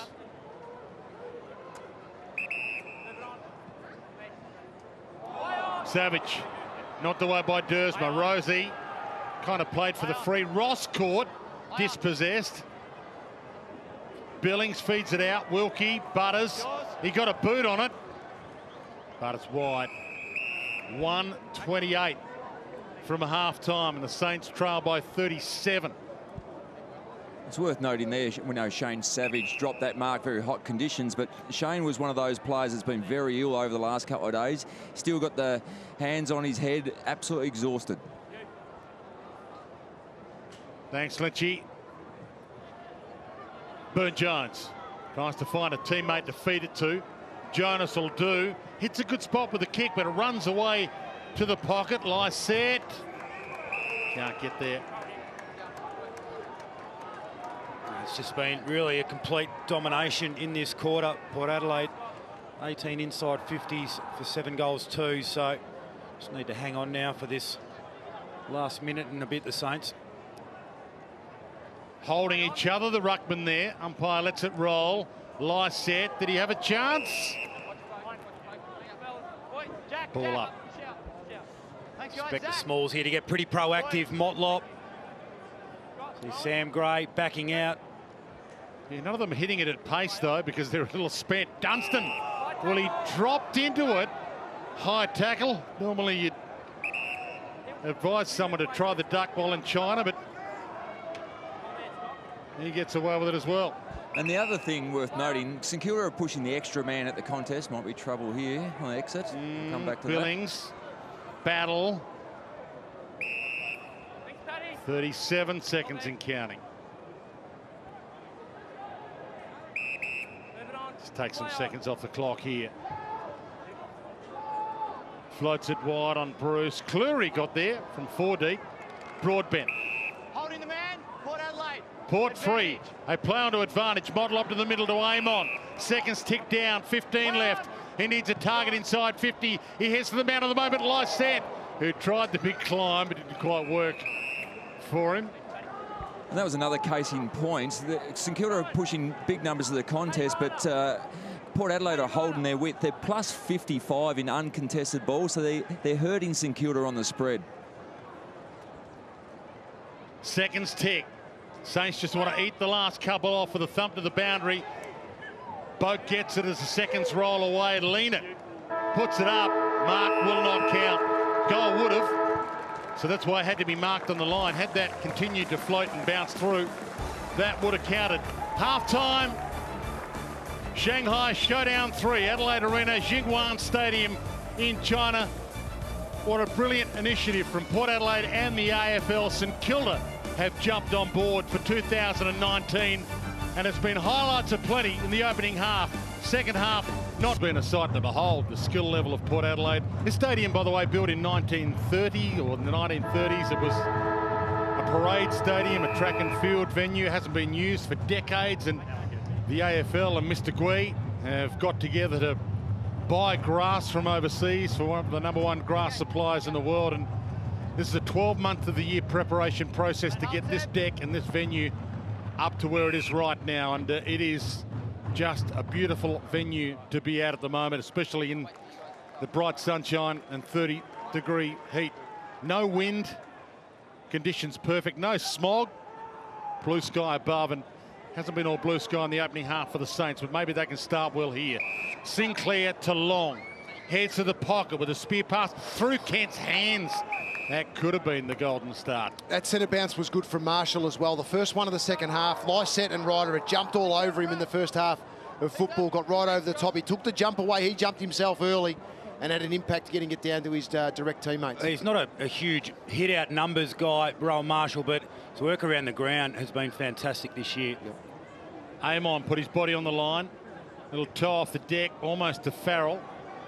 Ball eluded a couple, and then the tackle on Nunes looked a little in the backish, but not from the umpire's angle, obviously. Ball up. Saints had plenty of opportunities in the first half, just weren't quite as clean. And gee, the Port Adelaide leaders in that second quarter, Robbie Gray and Travis Boak, both 11 disposals each and a goal each. Sam Gray tried to funnel it out. That looked a little in the backish as well, but you don't pay one, you can't pay the other. Amon out to Broadbent, squeezes it wide, and they'll take that out of bounds. Reset for a ball in. Heading down just before half-time and listening to the players, they're loud, their voices high. Lynch and I were chatting about that at half-time as well. The crowd are getting a great experience here, being so close to the players at ground level. Burton, who changed his boots at half-time, and maybe the first half boots were better. Wilkie. Dougal, keep coming. Geary. Spoke about the value Port Adelaide have gotten out of their younger players this year. St Kilda did really well out of the draft as well with the mature age players. Wilkie, we know Parker has had a great year. Robbie Young's in the team today. So there are two ways to get it done. Nunes. You almost need a blend of both these days. Can't just rely on getting a good set of kids because it doesn't always happen. Cleary got there from 3 deep, thumps it to the boundary and will get a ball in. Carlton with a heap of young kids. They've got as many first-round draft picks on their list as the Giants, and I know the demographics are a little different, but it takes a while before they all get together and gel, and you don't know if all of them are going to turn out to be stars. Amon, Robbie Gray, stolen back by Geary, gave it to Gresham, got away from Butters, squeezed the kick to the pocket, and Membry can't keep that alive. Repeat entries here for the Saints inside forward 50, so opportunity with pressure, which needs to increase around the ball here, will come. Lycett, big first half. Flick back from Bruce was great though. Houston bangs it towards Howard. He got there and pulled it down. That's a ripper. That was almost unmarkable through the air. And a remarkable mark in the end. That's what he's got. That's the goods that he's got as a forward, although the kick turns it over to Marshall. Worked out a lot better. The Saints battle, who's had another good game. He locked away Homsch. Look at that from Howard, just the jump. And to control that, excellent grab. Back to the man we're speaking of, Howard, who I'm not sure that was a handball. Robbie Gray got there to make it look okay, but kindly gave it back to Brown, who didn't look. Just blasted it inside 50 in hope. Broadbent, who was waiting out the back for exactly that kick to Burton. Yeah, the short one was on. Dean Kent had about 15 metres of space, but it's just a player, I think Nathan Brown, who found himself in an unfamiliar part of the ground. Savage couldn't get it out of play. Motlop feeds it to Sam Gray. Heads back to Motlop. Outside of the boot, goes to the square and left for Howard in the end by Farrell. They looked at each other and said, whose turn? I think the kick was for Farrell. Motlop did see Kane Farrell all by himself because Howard was in the one-on-one with Geary, but he also picked up the flight of where that ball was going to land, turned Geary around to take another good mark inside 50. Savage just couldn't clean that contest up for the Saints, and Port Adelaide had all the numbers at ground level. Yeah, spot on. He had to get that out, did Savage. Well, no Charlie Dixon. Marshall's been in and out, but they might have found a forward. Dougal Howard knows how to catch it and kick it.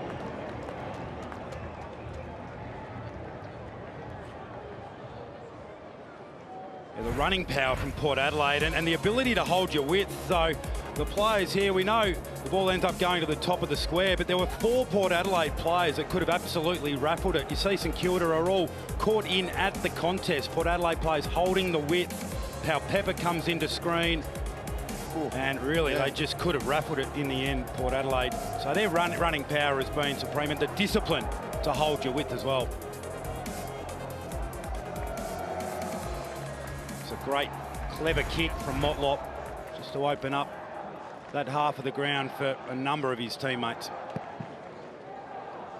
Lycett up early. Marshall again battles to get it down, but to Robbie Gray, who got it to Houston, to Westhoff, who can't mark it, but he lays a splendid tackle to hold it in the area. Port Adelaide with a good percentage coming in, 5-5, the same win-loss ratio as the Saints, but because of their good percentage, will be back inside the 8 tonight if they get home from here.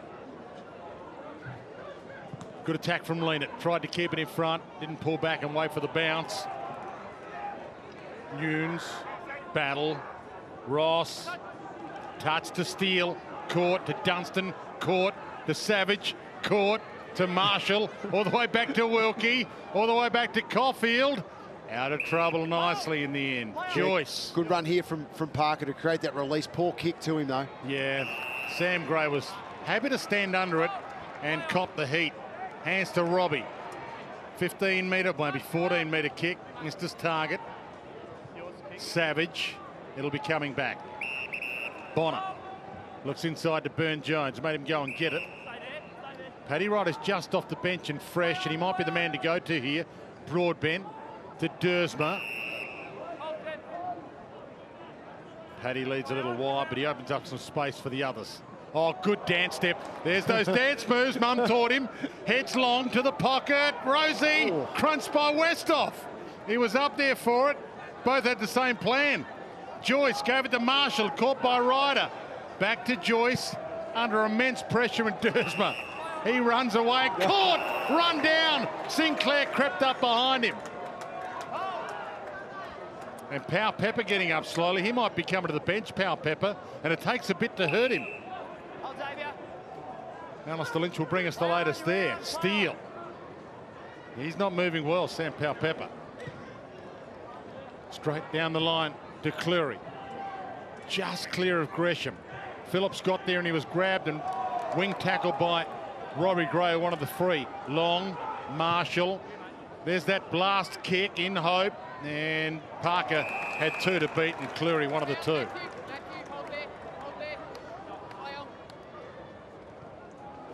Now Sam Gray holds up, waits. They've been using the corridor all day. Saints blocking it up now to force them wide, at least get them to change their plans. Motlop plays for the 50. Yellow card.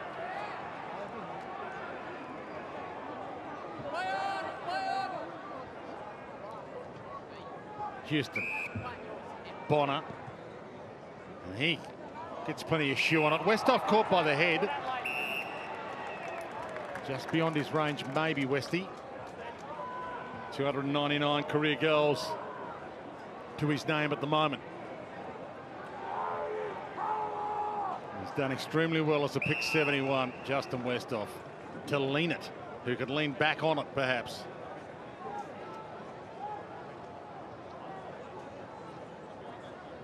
Fourth game for Jared Leonard. Never kicked a goal. Got a couple of behinds this year to his name. See what he can do with this.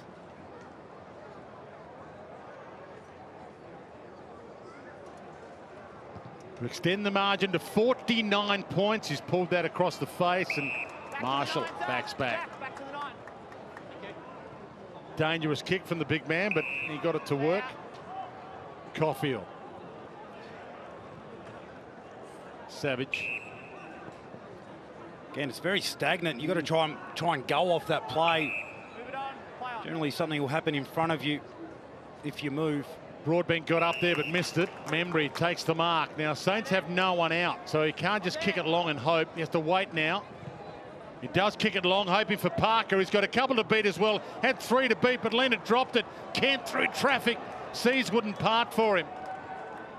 Burton caught, and he throws it away, and he's gone. Pressure's been good. Young since he came into the team. Not 15. Gresham plays on. He kicks it straight to Westhoff, as if Westhoff was leading for him. Yeah, the connection just isn't there, is it? Midfield to forward. It's lacking cohesion. Sam Gray back inside to Burn-Jones, and Port Adelaide been content to try and bite off the inside kick when required. Jonas Dersma. Lysette runs for him. He's not normally a run and carry kind of guy, so he doesn't get it. Dersma again tried a dance step, goes to Broadbent. Heads toward Robbie Gray, who stayed down and marked it. He thought about the big leap, Robbie Gray, but he knew he only had to use his body to stop Young from dropping back on him, and it was markable. And Westhoff can line up for goal 300. It's a big kick here for Justin Westhoff for his own individual career. To get to 300 goals be a huge effort. He's been one of their all-time power greats, really, Justin Westhoff. 259 games now. Ultra reliable. Already got one this afternoon. Can play anywhere. In fact, he probably would have been All-Australian as a forward or a back, or maybe as a pinch-hitting ruckman had he decided to be one or the other. And Ryder rises to the occasion and takes a ripper front spot. Well, good set-up kick there from Justin Westhoff. Yeah. But Paddy Ryder, obviously a missed kick there from Westhoff with his shot at goal, but Paddy Ryder was able to pick it up first, and once he gets a clean run and jump at the ball, difficult to stop. He opens up the angle, and he made the goal umpire nearly do a hamstring, but it's there. So St Kilda with the inability to bring the ball to ground from a missed kick at set shot when Justin Westhoff was having a set shot for Port Adelaide, and here's the mark here. So he just skips in front of Brown here. They were worried about Howard in the background rather than Ryder, so they blocked Howard's leap, and Paddy Ryder was able to capitalise on that with a pure run and jump at the footy. Frustrating when you've got the 3v2. Yep. Well, the good news is getting better outside a 49-point lead to Port Power. Sam Powell-Pepper has come back on the ground. Got that left ankle strapped and ran straight back out. Alistair Lynch, who confessed to having his nose in the trough earlier today. Ball back in play. Powell-Pepper, there he is on cue for you, Lynchy. Flicks it out to Amon. Got away from Dunstan, got it to Boat, gave it to the Hoff. Little feed back again. The high bomb. Rosie, front spot. Knocked it down. Butters with the bread and butter.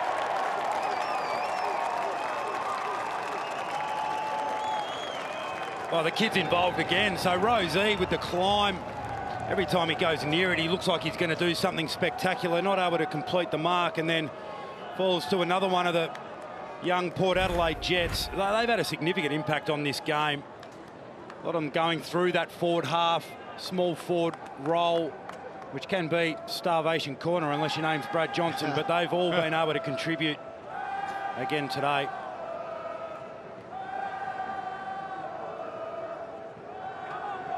Even at the front of that contest was Farrell, Motlop and Butters, all just there with their ability to ready to pounce, and it was Butters who gets that one. It's Connor Rosie. Port Adelaide aimed for last year's draft. They knew it was a good draft. They aimed to get 3 picks in the first round, and all 3 picks looked like being Jets. Dunstan, here's Butters on cue, tried to get it and run. Couldn't quite find the handle of it. Burton beaten for a good grab. Membry. Got rid of Burton with the ball a couple of metres away in the air, and he needs to drop this through the big sticks. No need to tell you how important this is. 55 points the margin. And maybe Port Adelaide's experience here is showing through. Their 3rd game, obviously, here in China, and St Kilda's first. Membry. It's across the face, a little off the boot, and Paddy Ryder. How'd they see that? The players are calling for deliberate. But it's in a marking contest, so you are allowed to spoil the ball over the boundary. It was that good a palm, it could have been a throw. Of course, in general play, if the ball's been bouncing around and you go for the points and you hit the point post, well, then it will be deliberate. Ken played for the push in the back. Free didn't get it. Thanks, Tom. Dean, Tom. Thanks, guys. Yeah. Thanks, Matty. Flick down. Nunes Half a smothered power pepper, and it's across the face anyway, and it wasn't touched, would have been a goal. That is an interesting one, the rider flicked, deliberately flicking it like that in a marking contest. Well, if it happens on centre wing and you spoil the ball in a marking contest over the boundary line on the full, it's just a throw-in. So absolutely. Ball towards the wing. I wonder if they'll ever change it, though. That's what I'm suggesting. Last touch out of bounds rule. Ross, because I want to get rid of as many ball ups and stoppages as possible. That's been the bugbear for congestion. Big fly from Dean Kent. He's come down pretty awkwardly. I know it's a great service. If surface out there, if anything, it is on the hard side. Don't forget, you can get your Watch AFL, the official international streaming service for the AFL. Just download it, Watch AFL, and you can stream every match of the AFL live and on demand from outside Australia, of course. Only if you're outside Australia on your favourite compatible device. Power pepper, beautiful palm on, Lysette gets on the end of it. He goes for home himself. Rosie said, hang on, you're supposed to be giving that to me.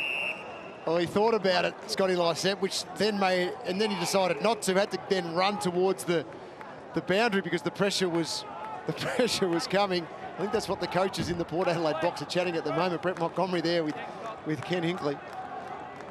Love the game he's playing though, Lysette. Bruce in the ruck against him at the moment. Marshall has fought his backside off, but starting to wear down a little in this heat. Ross heads out to Membry all the way up to halfback, and that's knocked out of play for a ball in. Saints and Port Adelaide both with a bye next week, and the Saints travel again after their bye. The Suns in Townsville. Halfway part of the season on us right now, and critical, pivotal part of the season for both these teams. Boak, nice weave through traffic. Bonner heads to a brilliant spot. Howard's under it, got hands on it. Crumb for Nunes. Not a lot to go to. Kick smothered. Butters kept it alive. Pokes it to Dersma. That's as good as it gets from the kid. It's about an 8-metre kick to Dersma, and Caulfield's got every reason to ask the question why that wasn't called play on. Butters still 18 years of age. Connor Rosie, 19 years of age. Just evidence there. Never give up on the contest. Well played by Butters. And here comes Xavier Dersma, 18 years of age as well, and that was never in doubt from the moment leather met leather.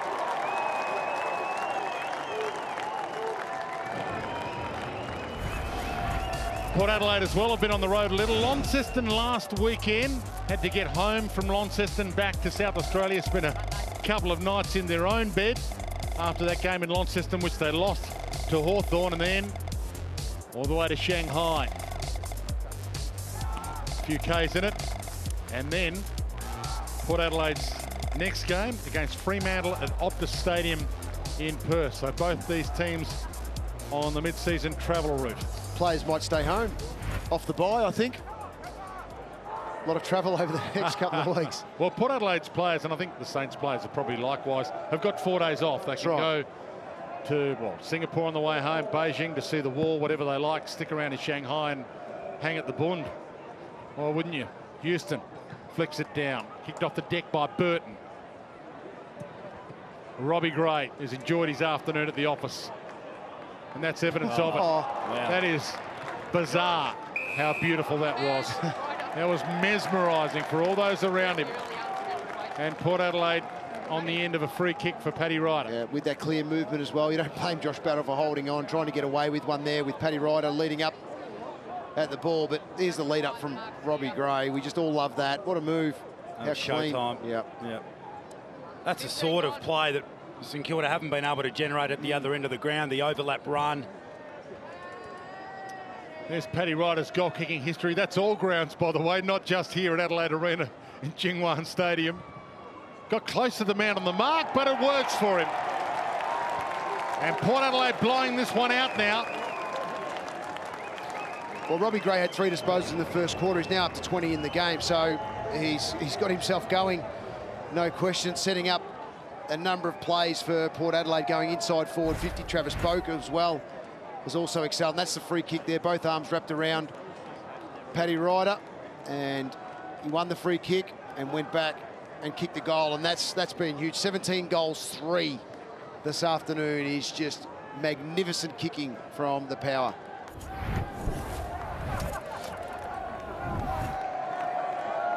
Mentioned he's been in lean form, Paddy Ryder, just quiet last week, 5 kicks, no score last week for Paddy. Quiet here last year as well, just the 4 kicks in the game here last year for the afternoon. A lot better day at the office today. A hold, free kick to Ross. See if the Saints can stop the bleeding here. 6 minutes left, third term. Blasts it, hoping for Bruce over his head. Parker, content to win a ball in, really. Yeah, it was well done. That's all he could do. That's all he could do, get it out, try and get something happen from this stoppage. It's a poor entry, though, because the kick was right on Josh Bruce's head. So it's okay to kick it in long, but you need to give the forward some leverage, some opportunity to run and launch, like we saw Paddy Ryder able to do at the other end of the ground. Gresham turns out of trouble, gets it on the boot, and kicks a ripper.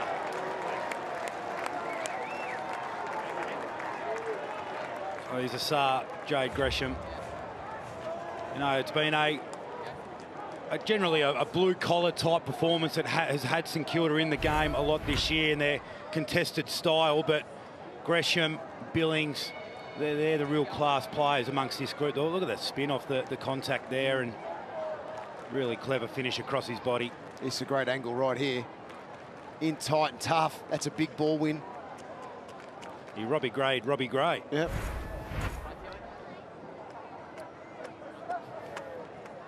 And that tells the story of how much the Saints needed that goal. And as the boys were telling you, to beat Robbie Gray in that contest made that goal look even better. Lysette back in the middle. Marshall against him. Been a brilliant battle between the two. They get the clearance. Gresham again scrambles it to half forward. Leonard got the fist on it. Bruce attacked it and brought it to ground. Young, he had the jets. He wanted to get it and go. He was tackled by Burne-Jones, whose default was to think that he was going to get it and go. Robbie Young. And he left it behind. Inside with the kick. And he missed an easy one earlier on, Dean Kent. Has to put this one through. Last one he missed was deflating from about 30 out. No need to tell Saints fans how bad their kicking's been for the last couple of years, and we talked about it being Groundhog Day. 6-9 on the board now. Make that 6-10. Had just as many inside 50s in this third term. The Saints 10 apiece. Port Adelaide kicked 5 straight. St Kilda 1 goal 2. It's been the theme of the day, really. Paddy Ryder got hands to it, just couldn't bring the mark down. Sam Gray back, Robbie Gray, lean it. Howard gets up. He knocked it down to Powell-Pepper's advantage. Didn't go for the mark, went for Powell-Pepper. Motlop goes for Rosie, opens it up. He couldn't get there, and he nearly gave away 50 to Long. Motlop just didn't get enough air on it for Rosie to go at it. Wilkie to Bruce. Oh, that's dangerous.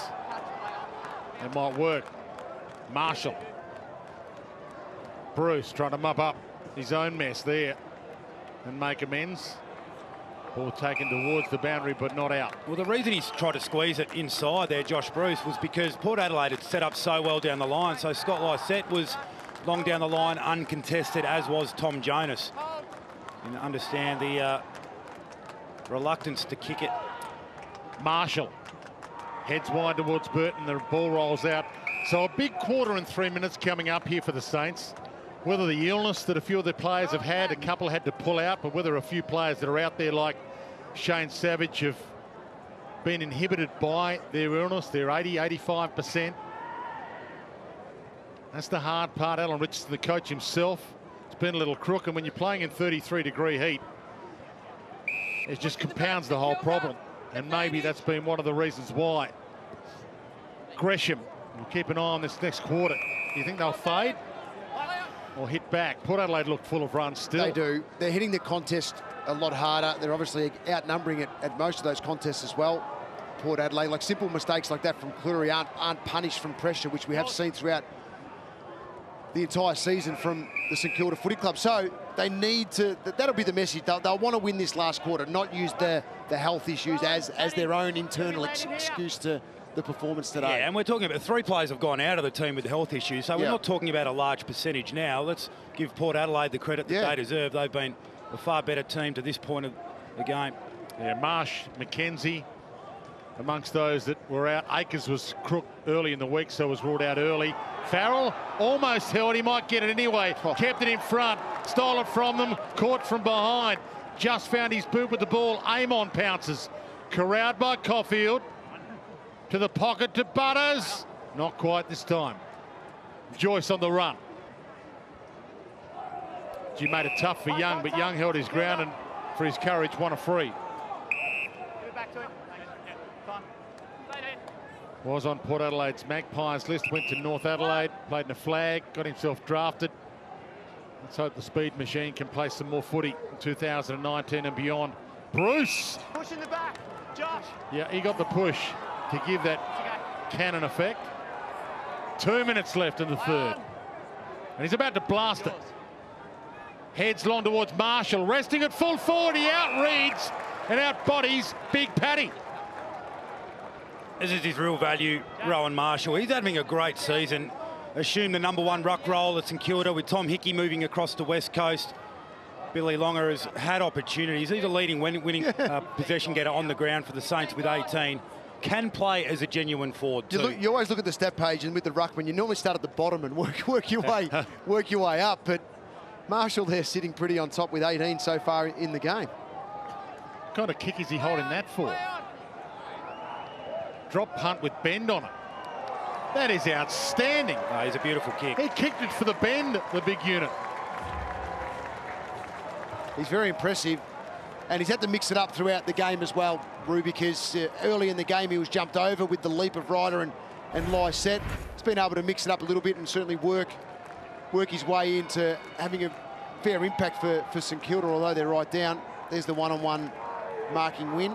This is what you're talking about, Dwayne. Yeah, the one hand high, one hand low. Yep. Which can give you a little bit of left to right if you're good enough. If you're good enough.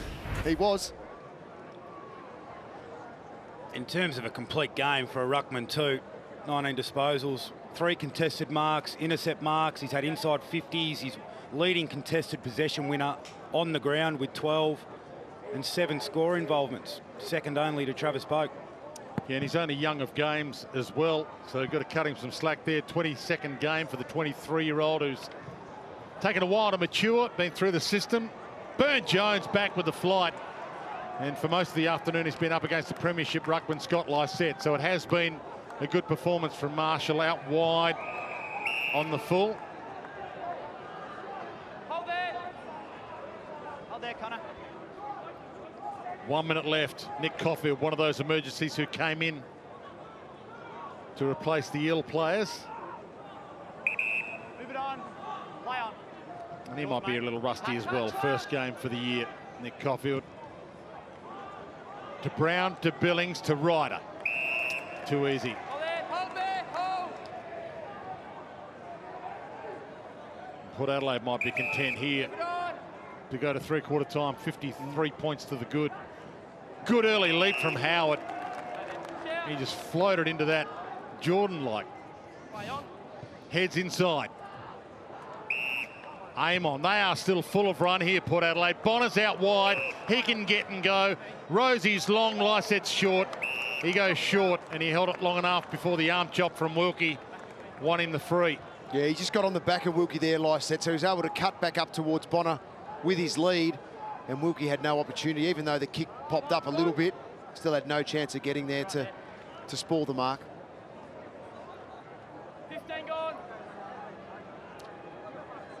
When you can. Mark, chop the arms. Couple back, thank you. Moved around from town to town on the west coast of South Australia with his parents for a while, pub owners. And he is an absolute god for those in Thevenard. And he drills it on cue. Nice finish to the quarter from Scott Lysette and Port Adelaide. 18-3, 111. They are putting on a clinic for the locals here in Shanghai. St Kilda 7-10-52. Middle for the final quarter to get underway. Delightful conditions if you're fit, horrible conditions if you've got a stomach bug. Of course, the Saints have proved this year that they are the fittest team in the comp. That's a very good point you make. This will test them. Lysette against Marshall, who's fought manfully. Some of his numbers are up there for maybe some votes. Dersma got on the end of it from Robbie Gray. Nice to see him in the middle for the bounces as well. Houston out wide. Rosie didn't quite keep it alive. He claims he did.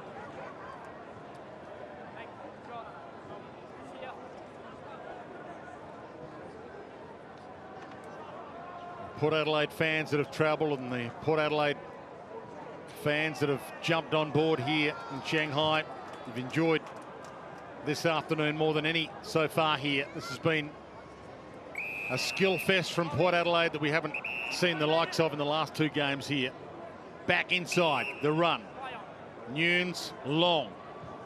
See if the Saints can generate some momentum at least to make the scoreboard look a little more respectable, and Parker sees it roll out. Yeah, it's just got to be a ball that's got to hit the chest of a teammate, because everyone has worked so hard off the back of that. Parker worked about 150 metres to get there, and then all his teammates flow on the back of his run. So the missed target just destroys any momentum that you can build within passage of play. Motlop, little palm down to Boak, to Lysette, who jumps on it. Knew he had to get it out. Dunstan. Battle.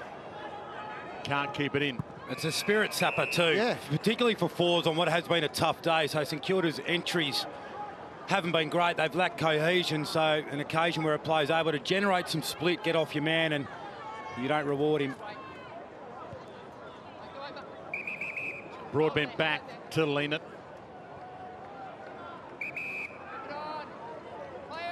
Halfway point of the season, once this is done and dusted for both teams, as Ryder gets up.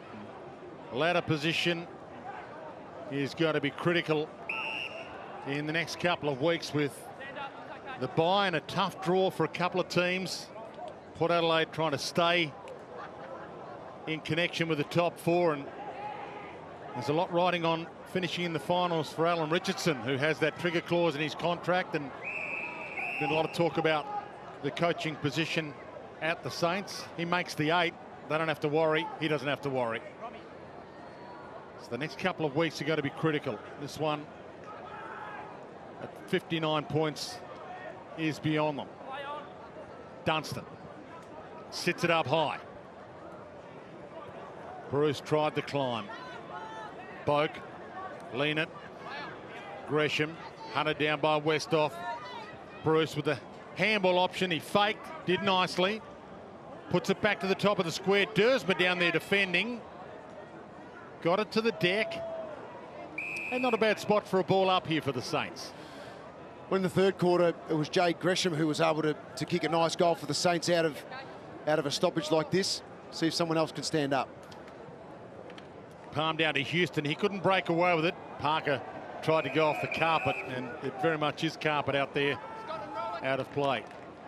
But is the ground's absolutely brilliant, Dwayne. Absolutely. You can play bowls out there. So you can see everybody congesting one half of the ground. Lysette got there for the short throw, but knocked it down to Ross. Gets a bit of bend on it, needs a bounce, didn't get it. Rolled across the face. Then Jonas to pounce, little fumble, now trouble. Membry wrapped him up. Throw it in.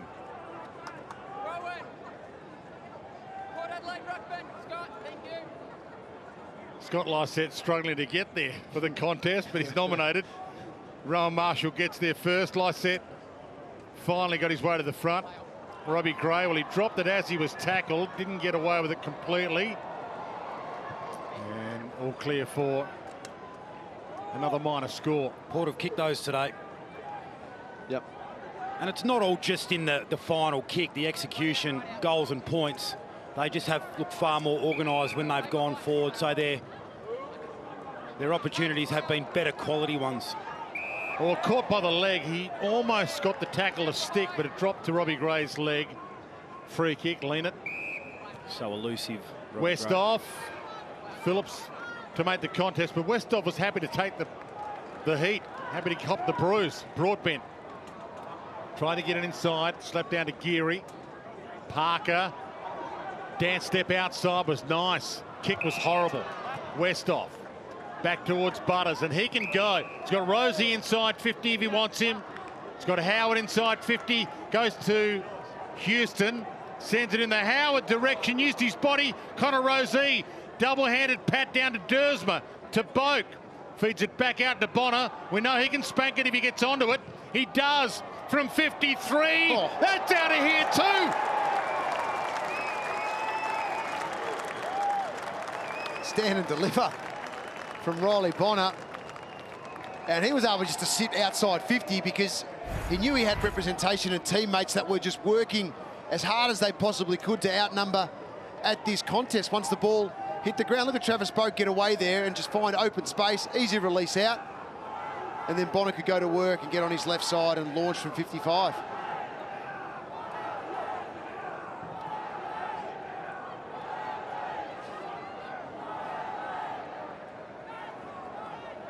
It was Nunes that tried to get in his face, and you really should know that he's always going to come back onto the left, but it's probably not the case now because we saw him unload one from 55 on his right as well, so he probably cooked either way.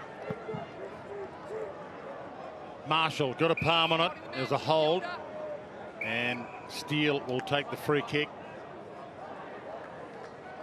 It sets up beautifully for Port Adelaide Fremantle at Optus Stadium next week. Fremantle are back in contention for a final spot after an epic victory as Bruce goes up. Could have got an arm chop free. Burne-Jones, lean it. Little floater from Burton that rolls its way to Westhoff, who had plenty of time and space to just wait for it. Paddy Ryder on the run with a double grabber.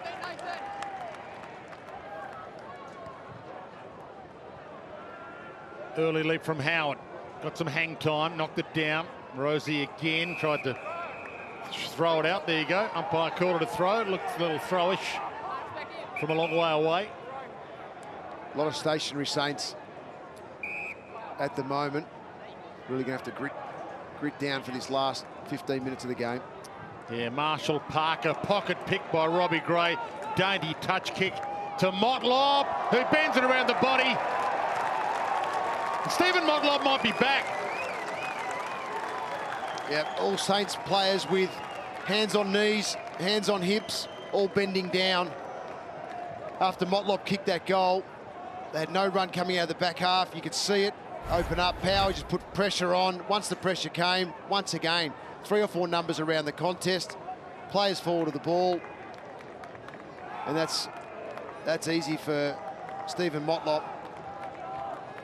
That's his type of kick that he absolutely loves. Had a lean year, Stephen Motlop. Here last year, just 3 kicks, no goals. 15 kicks and a goal so far this afternoon, so they're back in some form. And Port Adelaide, I mentioned they came into the game with a good percentage. They've now got a great percentage for a team in 7th, and the Saints' percentage was already horrible. Now it's a lot worse. 85.3 it's dropped to, and that could be a critical factor come the end of the season. Another 6% loss. Wow. We just see here Port Adelaide controlling the ball on the back of turnover. We know turnover is a critical part of the game to score. They're plus 52 points up on St Kilda today with turnover. It's a massive discrepancy. Yeah, nice call, Lynchy. Ball poked in the Butters direction. He called Dersma back. And Dersma went too, which is, it's just another feather in a young player's cap. We know he can do all the nice things, got plenty of tricks, but to see him go back with the flight like that, you just put another tick in the box. Yeah, no fear approach. It's been just a delight to watch. Steele heads out wide. One of those that were a little ill. Savage had the fitness test pre-game to Kent. Bruce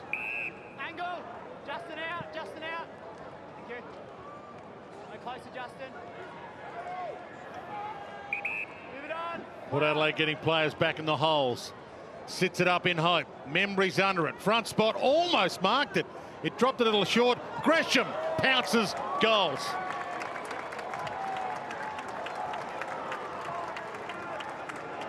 He's kicked a couple this afternoon.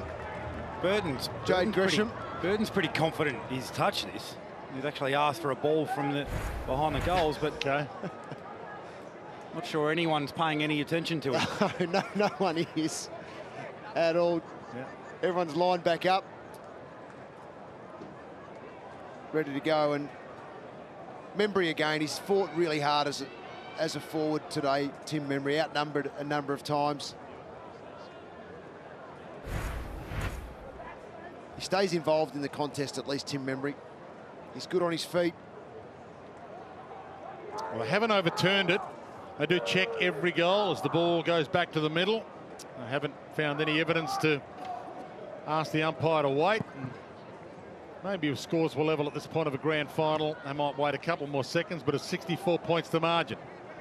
A roller out wide. Burton, mind you, if you miss the 8 on percentage, you might have a claim. Caught. Amon, he's held his spot well in this lineup. He's really growing as a player and a reliable one. Battle takes the mark. Back inside. Wilkie got it from Steele, gives it to Savage. Long. Geary, his first game back, hunted down from behind brilliantly. Hurt too. He's hurt. Jarryn Geary's ankle. At least it's not the thigh. Yep. I think he's just got it caught possibly on the ground in the kicking motion when being tackled. Yeah, So the story gets worse for the Saints. Yep. Connor Rosie's closing speeds, the youth, Yep. the power and the brilliance of youth. He's in a lot of trouble He's here. in trouble, yeah. Power Pepper from the pocket to Howard. So Geary will come off with some help. Right up against it. He tried to put some pressure on it then, Jarryn Geary, and wasn't able to do it. Now being helped off by the trainers, can't even put the foot on the ground. Like absolutely zero weight going through that left lower leg. And he did try the once. He put his weight back on it and instantly picked it up off the ground. It's going to be a painful journey home for him and all the Saints as Howard tries to kick the boomerang, but it is the straightest boomerang we've ever seen out of play on the other side of the ground. Keep coming, keep coming. So bit of pictures here for Saints fans. This is just getting worse this afternoon, and if they could have a chat to Travis Boak and Here it is here, Ken Dwayne. Hinckley and So as he goes Tom to Jonas hit the about tackle, stopping he this kicks one himself. now. Oh, yeah. So And that's Mitch Wallace did something really similar. Exactly. So he clipped Rosie first, which then changed his foot. He clips the back of his own calf, which was exactly what Mitch Wallace against the did. Saints. High fly goes up, Brown puts it to ground. Caught. Dunstan. Back inside. Phillips. Back outside. Membry and Robbie Gray tried the one-hander. And the ball out of play. So you're saying it could be a lot worse than a rolled ankle. You're thinking it could be leg. Well, it's not a rolled ankle because it's the contact of the leg coming through once you've been deviated from the pressure. So Mitch Wallace in that situation, it was a broken leg. That was. He had the double break. Ended up missing the entire final series and obviously the premiership. Okay, that could be the end of his year then, if that's the case. Young, well, he drove off and left his coffee on the roof of the car. Ball towards the pocket.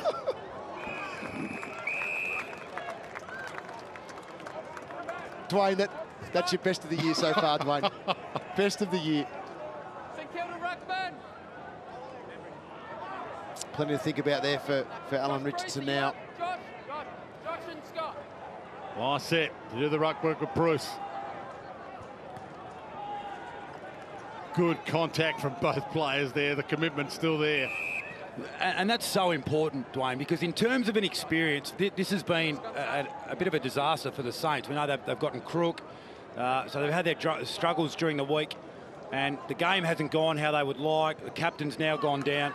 they're back here next year, and they're back here the year after. So they need to generate in this last period of the game some positive emotions to be able to bring back here next year.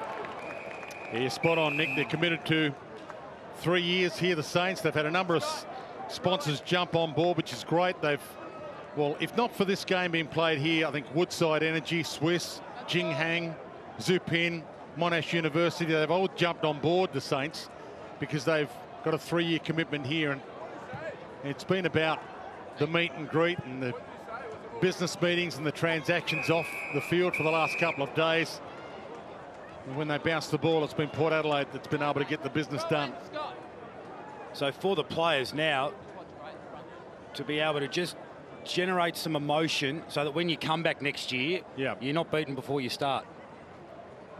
So Brown also off, getting some work done. Dunstan to the pocket. Well, Jonas was kind of keen for that to go out. And that doesn't mean you come out now and kick the last 6 goals, but it does mean that you compete really strongly until the final siren.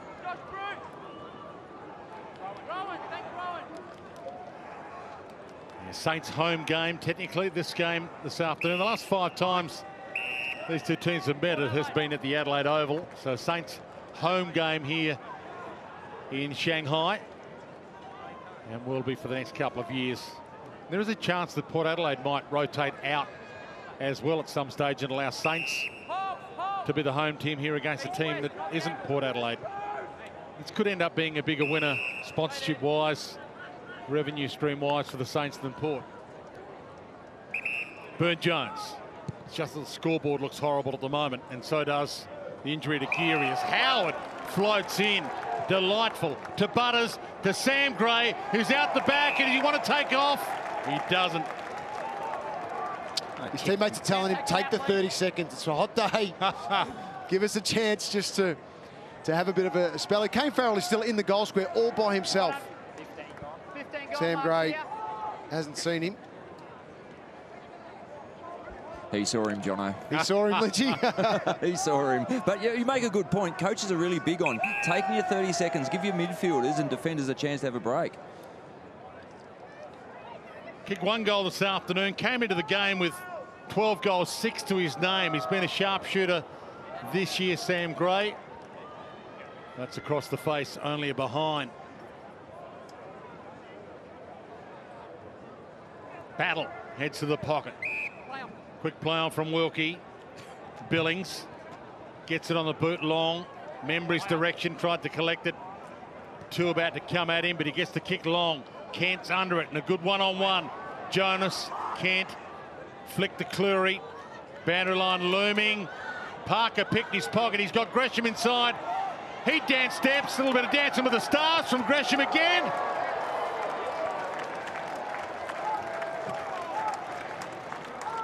Well, you just knew as soon as he collected it what he was going to try and do. He was going to try and execute the step around. Parker did really well on the far side of the ground, and the impulse would have been to put the ball on his boot himself, but he's just got such a great low centre of gravity. Gresham moves so smoothly. He's had a pretty solid day out. Last couple of weeks have been solid now for Jade Gresham. 29 disposals last week. 19 and 3 goals, 1 today. And you guys might have been on the money with how bad the Geary injury is. Alan Richardson has left the game to go in to see how Jarryn Geary's leg injury is. And that's serious stuff if you're not coaching for the last 9 minutes of this game, because Geary's condition is more important to you. Butters back, Houston out wide. Travis Boak. Well, Port Adelaide keep the foot down here. Stretch this margin even further. Dunstan to Billings. Or will the Saints get a couple of back-to-back goals? Steele looks up. Doesn't have a lot he likes. Puts it over the back. Race on. Gresham's been the man.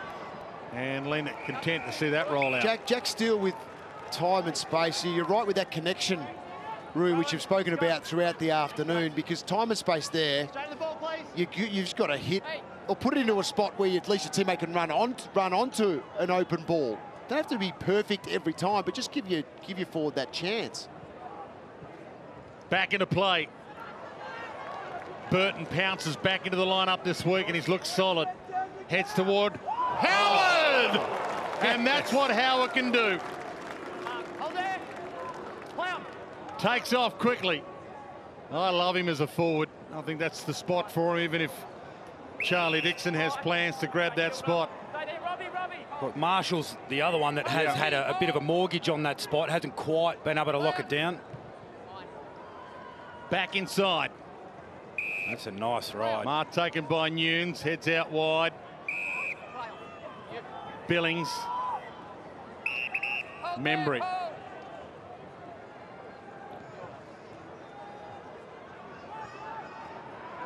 Race on with a couple. Jonas got there first. Hands it to Bonner. Feeds it back. Lean it. Looked almost outside the boundary line. Good commitment from Butters again. I said it was a push in the marking contest from Battle, who wasn't going for the ball in the marking contest. Long slaps it down. Gresham, who's been wreaking havoc. Gave it to Sinclair. Hands it up to Parker from one step. Bends it back. And you wouldn't believe it, another behind. 9 goals, 12. 20 goals, 4 for Port Adelaide. Matty, just start behind him, please. So Alan Richardson back out there. I'll try and bring in the latest on Jarryn Geary as soon as this one wraps up. Wide ball. Howard with the palm down. That was clever. Savage caught. Boak. Half forward. Farrell flicked it on. Sam Gray looks up. He's got a couple of options. Robbie Gray's one of them. Puts it out in front. Robbie outstanding. That's the difference. Just put the ball in a spot where your forward can have a crack at it. And that's all Sam Gray did. He stepped back inside. Robbie Gray saw the step, moved back to corridor. That's the connection. And that's the experience connection there from both Grays for Port Adelaide. On the 21-year-old as well in that contest, Ed Phillips playing just game 11. So had his covered. One of the best players in the competition, Robbie Gray, to punch this margin out beyond 60 again. Umpire barely moves. Another good afternoon, really, for Robbie Gray. 26 disposals, 18 contested possessions, 2 goals, 1. Well, him and Gresham have lined up on each other a fair bit through the midfield, haven't they? That's been a ripper contest between the two of them. Of course, when they drift forward, they're picked up by their respective defenders. But yeah, that is another solid game from Robbie. Really got going in that second quarter when he spent more time through the midfield.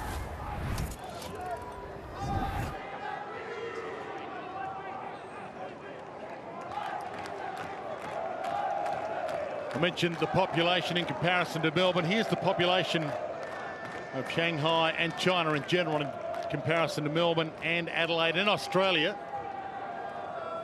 And that's why there has been so many Australian businesses get on the end of this game. David Koch and KT, Keith Thomas, knows that that number of people in China could be of an extreme value for some revenue growth, and the Saints know it as well, and that's one of the reasons why the week in the lead up to this game has been as important as the game itself. Yeah, absolutely. And it's important for members to understand that and to come along for that ride, because I know the desire for members is to always just focus on footy, win games of footy, but the commercial reality for these two teams is that they need to explore these options. Yeah, they need the money. Parker and the new revenue stream. Parker pokes it inside to Kent.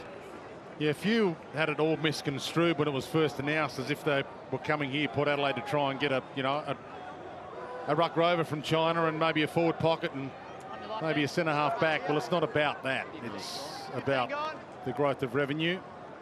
And this has been the first year where I think Port Adelaide, Keith Thomas and David Koch, and I don't want to steal their thunder, but we'll probably announce a profit from it as well. It hasn't just been a break-even exercise. And it's gaining momentum. Well, and at this stage as well for Port, and St Kilda will certainly hope they can turn it around, but it's become a fortress for them, 3 from 3. Yeah. So Leonard from full back, 5 minutes left. Port Adelaide have put on a clinic all afternoon. Great start. They've been a slow starting team in the last few weeks.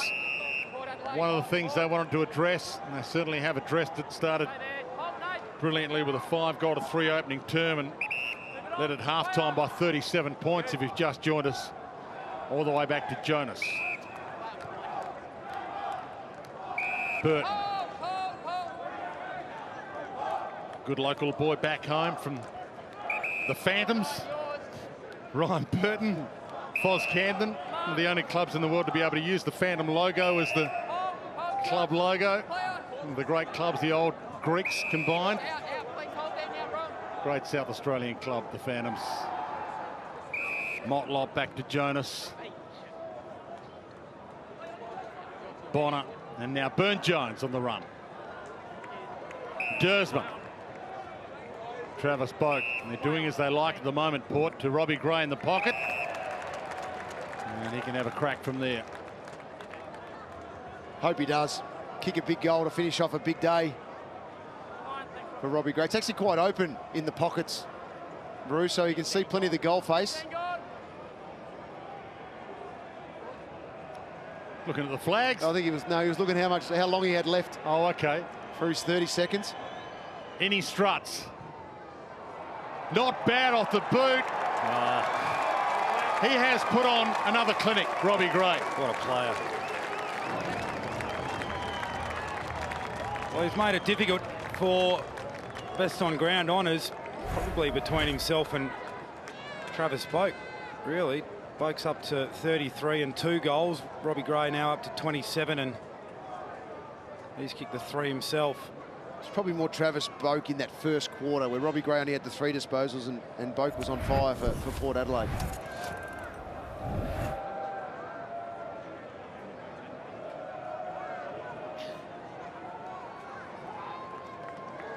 They're good numbers. Oh, they're magic numbers. The scoreboard's the best number for Port Adelaide, though, 22-5. Yeah. Only had 6 more inside 50s of power. Yeah, it's a damning stat as well. Ball not down to Amon from Paddy Ryder, who's found some form in this one. Good mark to Phillips. Billings. This will be a relief for Ken Hinkley as well, coming off last week's loss to Hawthorn in Launceston, where they were far from impressive, couldn't score. They put 22 goals on the board, Port Adelaide, and they're not quite done yet. Kent from a stand start. Fist on the ball, ricochet, Dunstan. There's another behind for you, Saints fans. Powell-Pepper, who copped the cork earlier today, has been able to finish the game, which is great news for him as well. As I've mentioned a couple of times, both teams into the bye next week at the halfway point of this season. Lean it straight down the spine to Howard, who got up again with some hang time. He's put on a marking display today. 9 marks, 4 contested. Sam Gray to Motlop. Sits it on Robbie Gray's head, and he wins a free for in the back, and really was unnecessary. I'm not sure the kick was long enough to be paid a mark, even if he grabbed it. He just stopped and propped, and Mookie just went straight into his back, when he actually would have been able just to hold his position and mark. It wasn't a great kick from Motlop, just there, just underneath, pushed him forward. 27 possessions, 3 goals, 1 so far, Robbie Gray. Maybe for best on ground honours, if he can parlay that into another. Not this time. Kicks the hard ones, misses the easy ones. Bit of a laugh there from Robbie Gray. Still a 22-goal afternoon for Port Adelaide.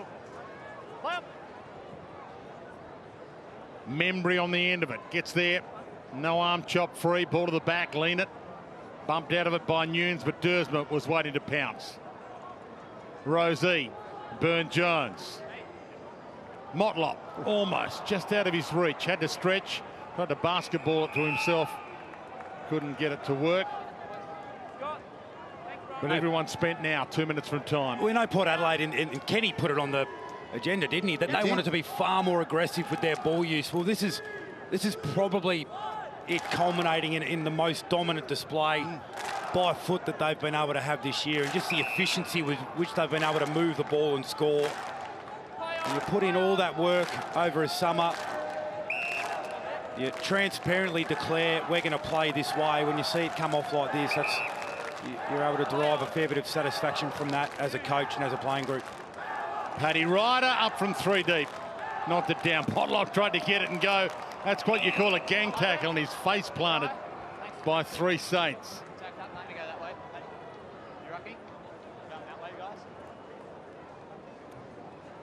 Marshall, as I said, has fought tooth and nail the whole afternoon. Bonner, stand start, Long, and not long enough before Long got there. Gresham's probably the other one. Marshall and Gresham are the two really for the Saints that stand out. Yep. Bruce and Membry have competed really well in the air, haven't had great supply. From the kick, no one can mark it. Ball hits the deck. Phillips races away inside the last minute. And we're about to give you an update on Jarryn Geary as well, Saints fans, so stick around for that. Alistair Lynch has just been given the latest. Billings short to Membry, who holds it up, pokes it back inside. Marshall got there. Good grab. So we've had it passed on to us that Jarryn Geary has been taken from the ground. He's going to hospital for x-rays, and they are suspecting a fracture. Okay. So it could be the worst case scenario for Jarryn Geary. He's about to get into the ambulance, we're told, as we speak. And it's been a long time coming for Jarryn Geary to get back into the lineup. That cork thigh that bled and was cut open. He's already done his time in hospital this year. So that's the worst possible news for Saints fans and Jarryn Geary as Marshall comes in from 50. Sailing, and just another behind to add to the tally. Obviously, fingers crossed for Jarryn Geary that that's just a precaution that he goes off to hospital. I think we see Alan Richardson leave the bench. That's what they think of him down at the football club. Right. He's just enormously respected as a player and as a person. Well, it's been the great maul of China in the end. 70 points to margin. A demolition job. In Shanghai, Showdown 3, Port Adelaide 22-7, 139. The Saints 9-15, 69.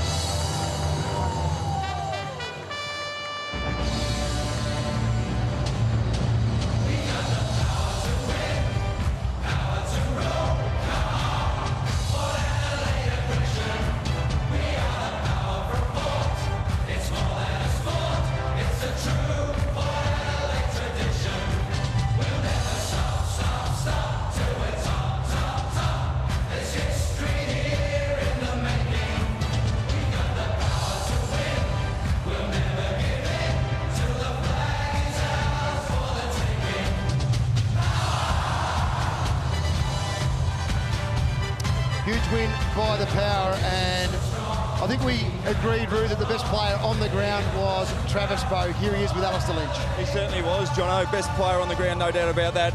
You got the 4 points, but this project, this excursion to Shanghai is more than just the 4 points, isn't it? Yeah, it is. Look, we've spoken about it during the week and even touched on it before the game. It's so important to our club, and they put so much time and effort and money into it. And you know, it's a big move for the club to do this and to grow the game outside of Australia, and we're proud to be a part of it. And it is a big occasion for us, and you know, we're doing all right here. You're doing very well, no doubt about that. In the last month, the first quarters have been the big focus. You struggled to score goals. Certainly have lost the last 4 first quarters. What was the major focus going in at the start of the game? Yeah, look, we reviewed last week's game. The intensity wasn't there in the first quarter. And that was our big focus. I mean, sometimes the score doesn't go on the board, but the effort and intensity has to be there, and today it was. And I don't think we blew them out of the park in the first quarter. You know, they were right with us, but we just continued to work, and it's a tough day out here, and the boys just fought it out. Congratulations on a great win, and you put on a clinic yourself. Well done. Thanks, mate. Appreciate it. He's in super form. Travis Bowe, 33 disposals today with two goals. Robbie Gray wasn't far behind as well. Nick Rewalt with 28 and 3. They had a steely determination coming into the game, didn't we? So we saw that from Ken Hinkley in his pre-match at the hotel. That was about as direct as a coach ever gets during a home and away season. And then even Tom Jonas, he was short and sharp. He was. But you could sense the focus and the importance that they place on this as a group. So they got great leadership from their their more senior players, and I thought their kids were brilliant as well. The connection was very good going forward of the ball, and that was the problem for St Kilda. They just couldn't get any type of fluency in the way they played today. No, well, the Saints brought their pressure in the first quarter. It was a great contest, but Port Adelaide were just able to absorb that so well. They were really clean with the footy, and 22 goals, 7 as a scoreline. Every time they went forward, they just were able to execute. Even if it wasn't pretty, they were finishing some really difficult chances, the power. So that's probably as complete a performance as they've had this year. Yeah, they're very experienced in terms of the way they produce their football here in China. Big learning experience, though, on the back of St Kilda, and they did have their problems leading into the game as well. Yeah, they did, and obviously travelling overseas for a game of footy produces challenges, compounded when you've got illness as part of that factor. But they'll learn a lot out of this, the Saints players as a group, and knowing that you're in it now for the next couple of years as well. So you would suggest that they'll review everything that went into it in terms of their preparation and come back bigger and better next year, because again, they are committed, like Port Adelaide, to being able to grow this as a commercial opportunity for the football club. You can see Port Adelaide there, 24 points now on the year, but the percentage is the healthy aspect if they're going to maintain themselves within that group of fighting for a spot in the 8 room. Yeah, well, it was a huge game for both clubs in that sense, both 5 and 5 leading into the contest, and it didn't look like Port Adelaide would be able to get in to the 8 after this round, but such was the dominance of the performance. Percentage just gets them in. And there's Chad Corns taking the strapping off. We found out through the coverage that the coaches had a sprint off a training, and a lot of them come off second best with hamstrings and calf injuries, but Ken Hinkley certainly set the tone for today's game in the way that he set these players up. Mentally and physically, they are absolutely set to have a huge impact here in Shanghai, China, and they dominated once again the Port